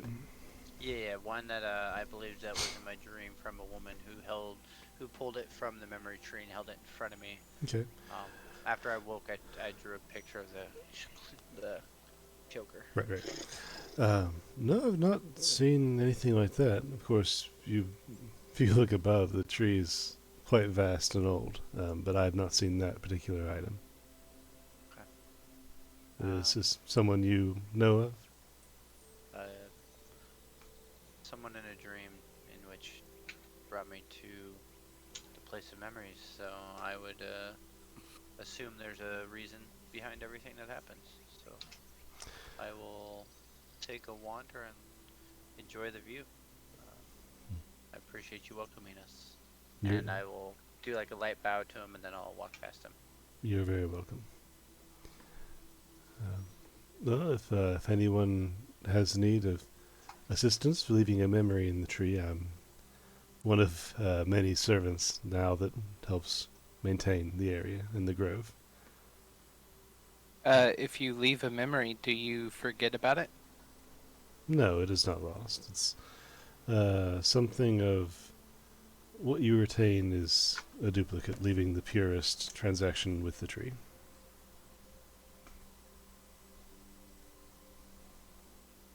It's a weird magic this tree possesses. How long have you cared for the tree? Oh, Mr. Vorik here and some friends helped me get out of a rough spot back in Hopewell Harbor, and I believe I ran into them at Bayside as well before I made my way over here. I serve Ilmater now, and I've been in service of this great icon for just a few months. Why do people leave generally good memories? What benefit does that give the tree, or benefit does that give to the world or to them? Nobody's sure that I know of, although the Morcus family is the de facto protectors of the grove, and they maybe could answer better. But I think it's just for personal reasons. I'm not sure whether the memories stay or go, whether they manifest in any other realm in any way. But most people Sure. are Why not? drawn here for just I'll leave one. personal hope and reasons. Absolutely. Well, if you wish to leave a memory, then he reaches behind him and pulls out a spool of twine. And he pulls out a length and cuts it and hands it to you. If possible, take this, and you must have a token to present. You bind the token to the tree with this, or anything. I happen to just carry this in case it's needed. But bind the token to the tree, and as you do, you need to wheel the memory that you're trying to instill into the token as you relive the memory in your mind. And that's it. Can the token be anything? It can be anything. Most people use childhood memoirs or objects, and some use the cherished possessions they have left of loved ones that have passed. Anything that you choose, although the memory tends to be strongest and most vivid when the item is relevant to the memory. You should use your other eye. I think I'll leave one. And Hank hands you a length of twine. Take it. Is there anything special we need to do? No, just relive your memory and present your token. The tree will do the rest. Can you? I would like one. Absolutely. And he gives you another length. Well, this works out rather perfectly. Ugbor takes his other bottle of Cliff Craig's Preferred and recalls the memory of plucking out his eye, and binds that to some roots, not along really the neck of the tree, but along the roots. Okay.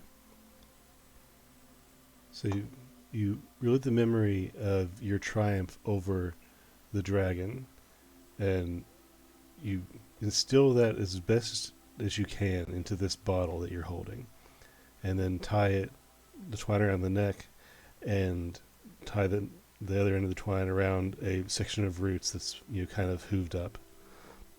And after you tie it onto the tree, the bottle just sits there for a moment, but eventually, after a few moments, it begins to shift in color.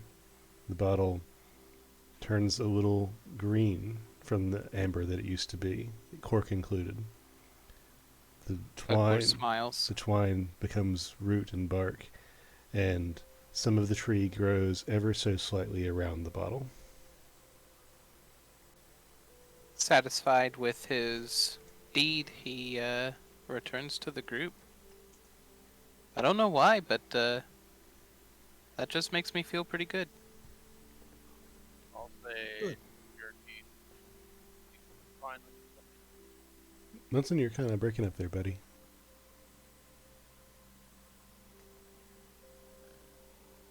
Is that any better? Yeah, Yeah, there a you go. lot better. Okay. I'll just tell Gurky. Did you find what you requested for?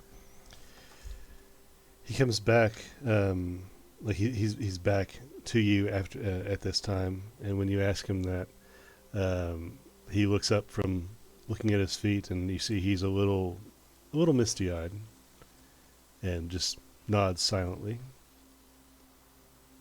And he you look back to where he was, and uh, where he was, dangling from the branch that he was previously looking at something else, now hangs a small copper coin. Um, I'll go up and I'll hang a whatever's that item. I'm gonna take the ruby that I found with the small diamond embedded into it. I'm gonna put on a string and hang it, and I'm gonna hold a memory of the whole group leaving Steve together, just like a portrait video. About to go on a new adventure, preparing to basically go into the wilderness to find such a place and really having no fear as a team. And that's kind of one of the biggest memories she's gonna have of like a successful moment with friends who potentially have become family. Okay. So how do you fasten the twine onto the object? I'm just going to take a piece of my rope. I'm gonna thin it out into a smaller twine off of the rope, snip it with my dagger, and then tie it around the ruby with a tight knot, and then hang it through the tree. Okay. You hang the object while focusing on the memory, and as you tie the knot onto the tree, you watch as from the tree down, the twine becomes a small branch that hangs off of this limb now, and all the way down to the emerald, which is within the knot, but the knot doesn't turn brown and hard like the rest of the twine. It turns green, and it starts to open a little bit to show part of the emerald, where around the emerald the twine has turned a vibrant green, but the emerald itself, red, shines through the cracks. And as you withdraw, your hand brushes against another object there dangling. It's a small compass, and as your hand brushes against it accidentally, you feel drawn to it. If you were so inclined to allow the object to poke into your mind. I'll allow access. As you allow the deeper probing of whatever this object is, you allow the memory of this item to scour into your mind. And as you close your eyes, you see the young mermaid swims up to you curiously, with curiosity dancing in her eyes like afternoon the sun dappling through the shallows. She inclines her head, finned with a friendly smile as her gills flutter rhythmically in the current, and holds out several shining gems. The dazzling aquamarine palette of riches. As she introduces herself, she tells you she will gladly exchange her gems for conversation with a land dweller, and you are enthralled with her presence. You cannot believe you're meeting a creature which you've heard so many tales about. This is a once-in-a-lifetime moment, and you're not likely to forget. Then the memory washes away. Okay.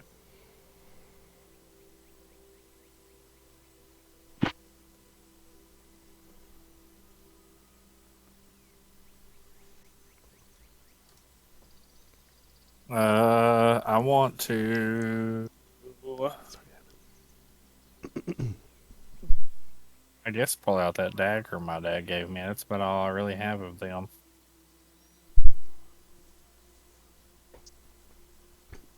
I'm sorry, I had to fix something. You said you pulled out your dad's dagger. Is that what it was? Yeah, that's really about the only thing I have of them. Okay. And try to recall a memory of them together. Okay. Because I believe I met them together. Have I met them after I died, or have I pulled the memories back from before I died yet? You have pulled some basic memories back from before the Rowanwood trial happened, but just basic and deep memories. Some. Anything with both of them in it? Yeah, you can think of one.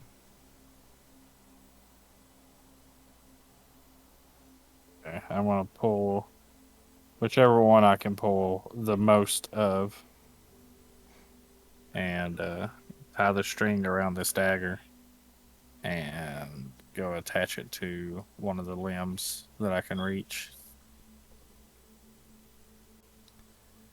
You dangle the dagger off of the twine, and like many others, the twine turns bark and the item turns a vibrant green.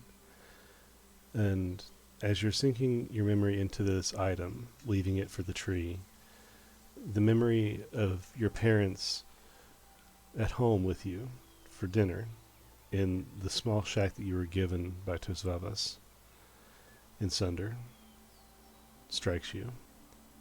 It's a relatively warm evening, but inside the home it feels comfortable. You see your mom fixing a small dinner. They don't have much, they're not given much in this situation, but she makes from little to nothing a nice meal. And your parents busy themselves with stuff around the house as your mom fixes dinner and you present you a plate and continues back to work and doing this and that. You eat, and this is the first time that you realize in your youth that your parents gave you food and they went back to work, and this is the first time you've noticed that they didn't make plates for themselves and there's nothing left in the skillet.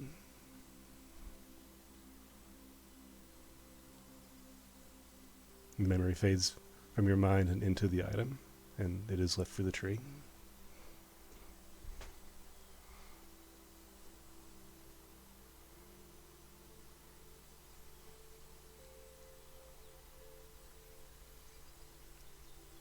Do I see anything I may recognize if anybody's here? You see a couple of particular things. Nothing that you recognize. There's the pipe that Gurki examined before he left another token. Then there's stuff like you immediately notice an arrowhead, a small knife, what seems to be an ornamental snowflake.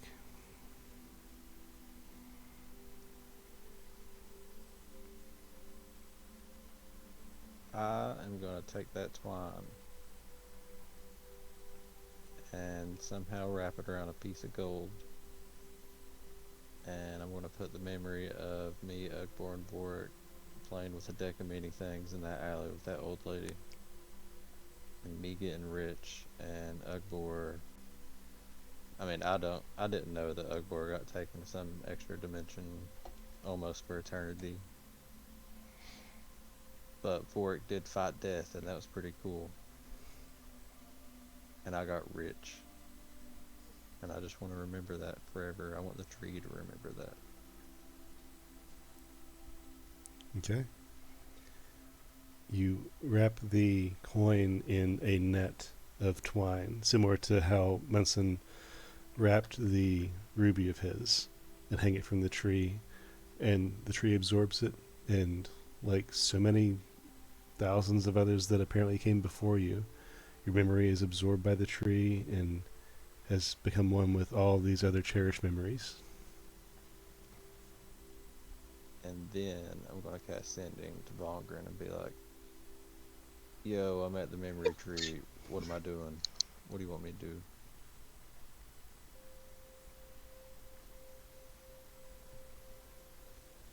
Gotcha. Vort, did you want to examine any of these other objects? I think we trailed off there. I mean, if I didn't see anything really noticeable, I mean, the most interesting thing that you know of, or that you don't recognize anything, you notice that Gurki touched a thing, and there's other things that are nearby, but nothing that stands out to you. a Gurky touched one. Yes. Yeah, Well, he touched a pipe. I want to touch that one. Okay. You go over to the pipe, and it's on one of the lower hanging branches. It's around the far side of the tree.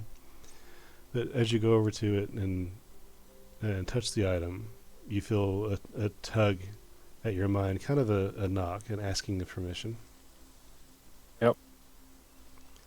As you let your guard down, the item kind of not forces you, but makes you understand that you need to clear your mind a little. And as you close your eyes and allow the item's magic to work, you are beginning to feel the old age in your bones.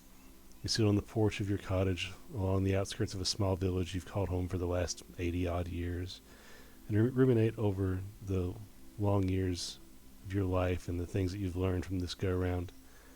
It's been mostly a quiet life, some adventuring in your youth. You sit and think. You see the young gray boy running off into the woods again. His mother will worry, but he's always been drawn to and felt more at ease in the forest, you believe. Almost like he has Fae in his blood despite the clearly human parents. That one will do great things someday. If only you had time to sit around and see it.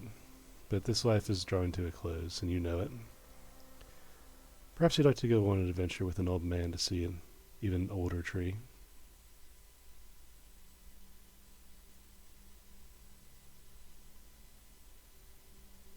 And your vision comes back to you. I don't know who I was at that point. No, not from the memory that was stored in this item. I recognize any of the people in the memory.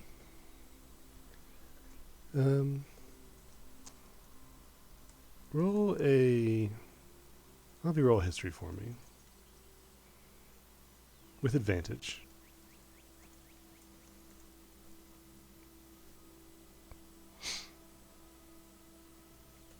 And I give him guidance.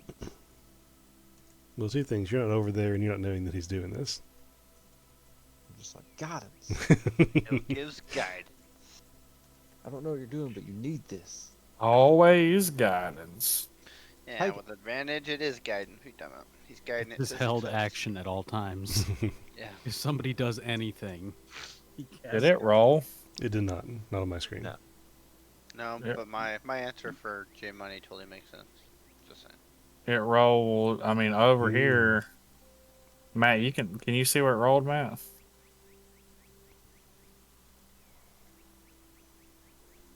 Got a 17 and an 11. Okay. The name Gray rings a bell, and your mind casts back to the wall of names that Osiri showed you in the Diversium. The wall that bore her father's name, Finley Gray. I just realized that I've been muted this entire fucking time. Fuck my life. Oh, have you been talking for the last half hour? No, I just I've been saying small comments here and there, and it's just nothing. I'm like, what is going on here? Some of those shit was funny as hell. Sorry. I'm like, god damn it. We're just being assholes. Yep. Just ignoring you. Honestly, I would not put it past Flint and Munson. Evie, you need to get off my lap. Was it that funny though? It was to me, at least. No That's one will all that ever know. fucking counts. Vorik, If he laughs, it's funny. Vorik, I will say that additionally, it occurs to you that this memory seemed to feel familiar, similar to the way Gurky sometimes talks.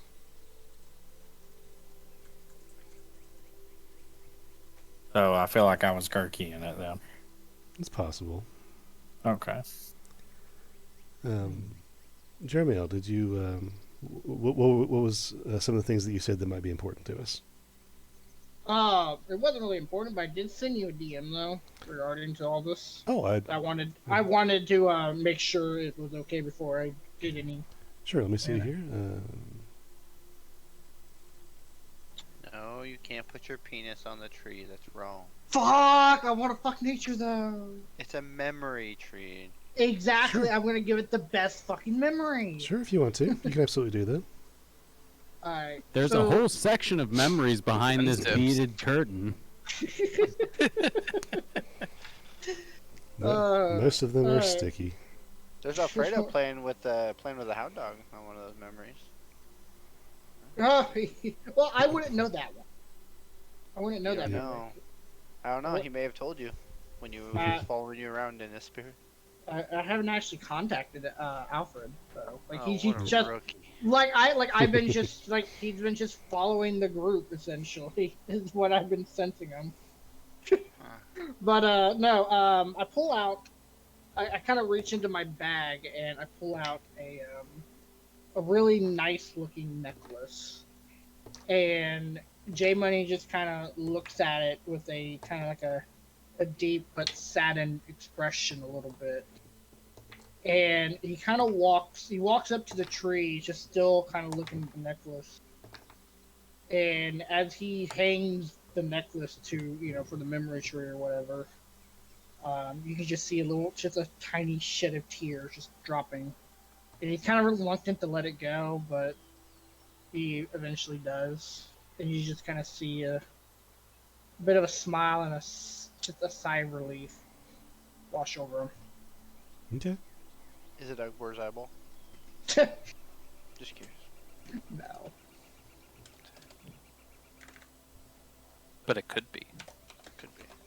I mean, I don't know how Ugbor's eyeball would have been in my character's past No, relationship. that's enough, actually. Just in your necklace. character.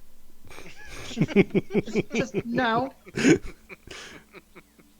I don't know how Ugbo would have got in there. Oh, we know. You guys had 3 days together. We did. 3 days of him being depressed over an eyeball and me being the No. usual. He didn't lose his eyeball till day 3. Oh, He more ran around scared, like nervous and annoyed and bothered that his friends all disappeared, especially Pell. yeah, that's right. Oh, Yeah, Pell was, Pell's usually who I talk to about things that are spiritual and happen to me, and, I had to figure that one out, I guess, on my own. I'm just a smart kid he expects answers from.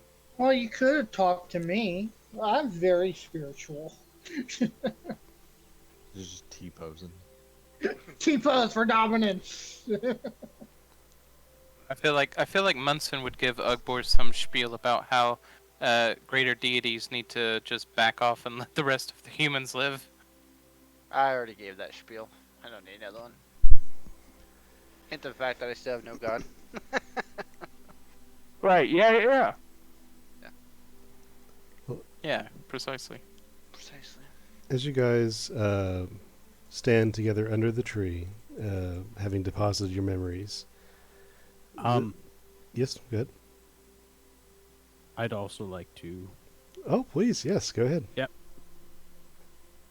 So, Flint will reach into his Dungeoneer's pack now and pull out a spring and just tie it to a, whatever branch he could find. Mm-hmm. Just sort of hanging from it. And into the spring, he will imbue the memory of the dope prison gang that we Yes. started. Okay, and what is the token that you have? Oh, you said spring. Okay, so you tie the twine around the spring and attach it like a little ornament off of the smallest branch on this side, which isn't very big. It looks like a new growth on this tree that is blighted and has just been stopped in time somehow right there. And putting your token around that small branch, this twine is not turned to bark. This one is pulled back by the tree, and the spring is pulled with it and embeds itself in the tree slightly, and then turns green as a green little spiral that comes out of this new branch. Neat!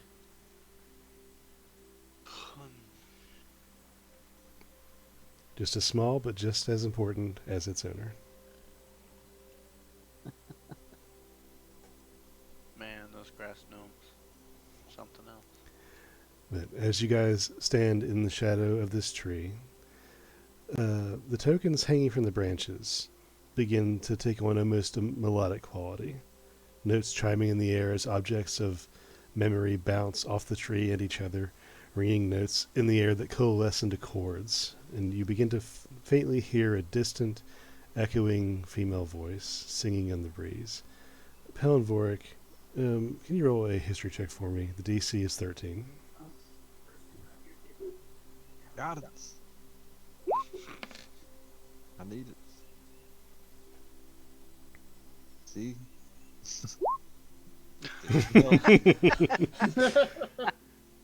Voric? What's that? That's a 5. Voric, is your thing not rolling again? What was it again? The history check, DC 13. I rolled a 13. Of course. So it's 15. Okay, so you recognize this song that's being sung by the memories of this tree, as faint as it is, and it's the lullaby you heard Lysaria sing so long ago, that she told you had been passed down by her father before his death. The lyrics being, "Lost memories grew into trees, covered the door and swallowed the key."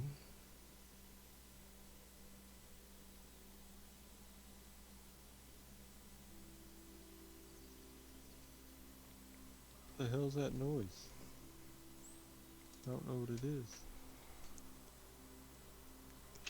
What are you guys doing now? I look for Gurky. Does he seem to be headed out or still wandering the tree? He's just wandering about, just meandering in this little grove. Okay, so didn't really answer what I was asking, but I'm assuming this is all he needed from us. I will... Ugbord takes his great sword in one hand and Giant Slayer in the other and T poses. I take a picture with my mental capacity. I do not do that. Time. I don't feel like popping my shoulders out of socket trying to hold two great weapons.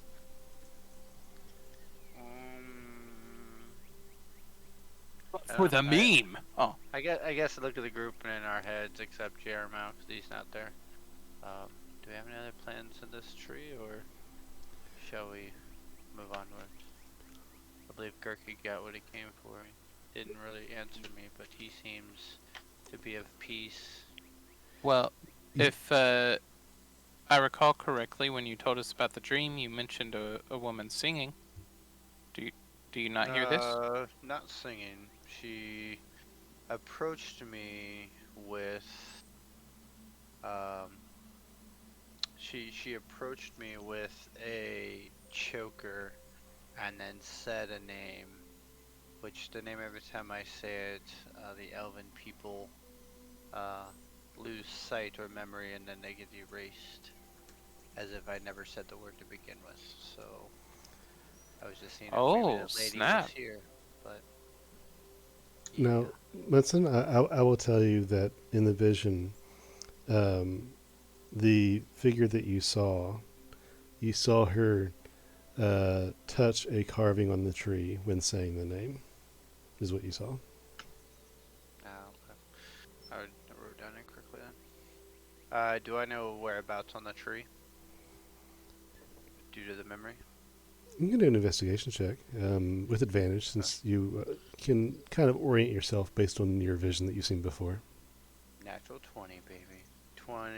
29. Okay. Nope, sorry. Wait, investigation? I think I got +9, don't I? You tell me. I don't remember. I think I got 9. Hold on. It was a 15 and a 20. Let's see. So that'll put me at investigation. Yeah, 29. Okay. As you circle the massive trunk looking for the marking from your visions, you find it pretty easily, once you get yourself oriented in the similar position as you have seen before. Looking down at the massive base of the trunk, almost hidden in a fold of the bark, you see what appears to be an ancient carving in the tree. An intricate knotted design with two separate but intertwined swirling points on either side of a single central ring. That is it, yeah.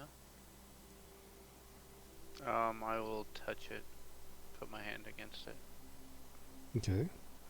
Touching the rune on the tree causes it to glow very faintly with a green light. And then as I touch it, I'll close my eyes and I'll whisper Phelan. Uttering the old name causes the rune to glow brighter. The light seeps from the symbol down the cracks of the bark. The roots at your feet begin to tremble with energy. And you hear a slight rumbling in the ground. What are you doing? I hold my hand and keep my eyes closed and keep feeling what's coming at me. The ground cracks and sinks as the roots tear themselves from it. Some of the roots are thicker than Ugbor's arms. They writhe and crack, twining like living snakes as they move themselves out of the way, revealing a hole in the ground that you fall into, and you immediately catch yourself. It's not a large drop. The ground is lined with roughly carved roots that kind of push the dirt out of the way. And this small alcove is a path leading down under the tree. I will. I'm assuming. I'm assuming doesn't mean it happened. I go to kind of look back. Do I look like I've actually fallen into something and I don't have vision of anyone else at the moment? Yeah, you open your eyes and you are actually in a new space. Nobody's near you. As far as I know, nobody followed you. I will. Um, Did you want to tell your friends? without thinking. Well, the problem is without thinking, with it being a memory or a dream or a nightmare, whichever it may have been, he would open his eyes and he would, without even thinking, he would head into the hole Okay. Now, to see if it continues through his memory. I will say that the rest of you, if you didn't choose to follow Munson when he walked off, you at least heard this rustling and cracking from the other side of the tree, for whatever that means to you. I'll go investigate. I don't like the fact that the sudden mythical tree just started creaking and cracking. What did you do? Ugbor assumes that Munson is capable based on his previous experiences and will await for a call for help. Okay. And enjoy the sights of the tree. That's true. We have the group chat. I mean, we can just ask him if he's all right. I want to investigate. Okay. Pell, you see the hole that Munson has fallen into, and it is stairs that lead down under the tree, and at the bottom of the stairs is Munson. Munson, you walk down the path, and the staircase is short and leads to a space that is lit with firefly-type light, faintly blue, silent and eerie.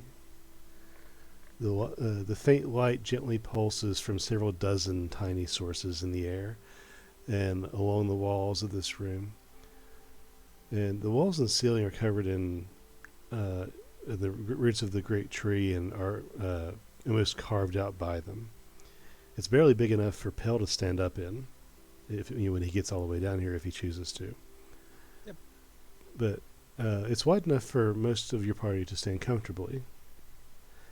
The space feels both ancient and untouched by time, as if no one has entered it in who knows how long.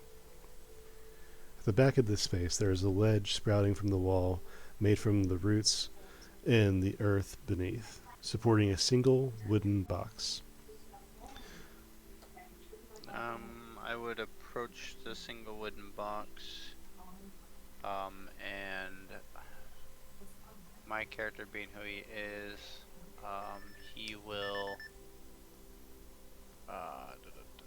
Where is that spell at? He will actually go and investigate the box to see if there's any traps or anything on it before he does what he would normally just open and wing it, but he's actually so cautious. Okay. If there's a rule required, let me know. No, the box seems pretty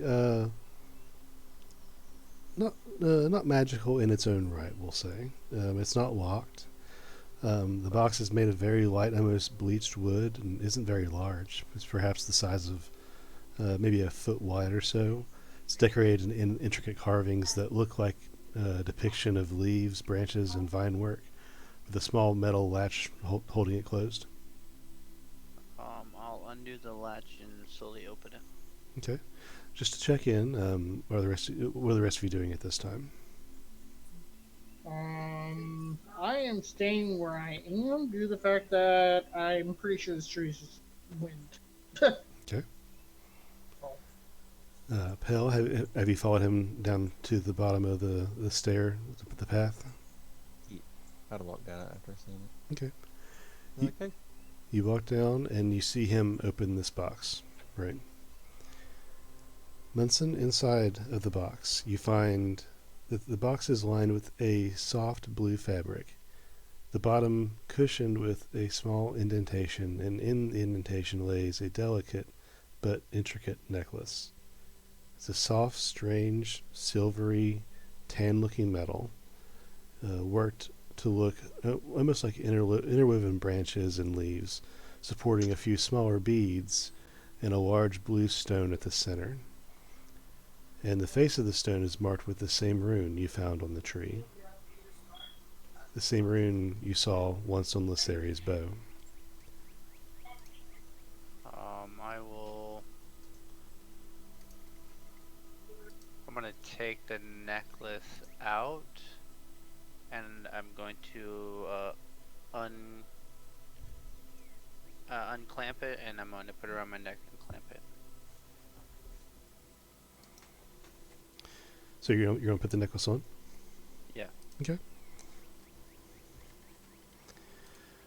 As you lift the necklace from the ancient box, and the engraving on the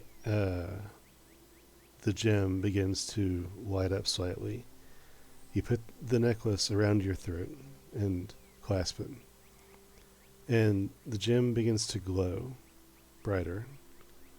Mist, pure white, begins to seep from it, flooding the floor of this small chamber beneath the tree, and after a heartbeat's worth of time, it begins to rise, coiling and condensing into a column before you.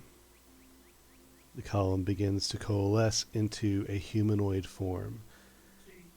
Seated calmly on the low edge before you, ankles crossed and hands at rest, is a willowy female elf that looks extremely familiar to you, with pale skin, clever blue-green eyes, long auburn hair, and most importantly, glowing blue runes. And that's what we'll pick up next time. Oh, well, finally found the Whoa. damn tree. And more importantly, we found the well, we don't know for sure, but I suspect that this person may or may not have some information about Lysari and Torrent.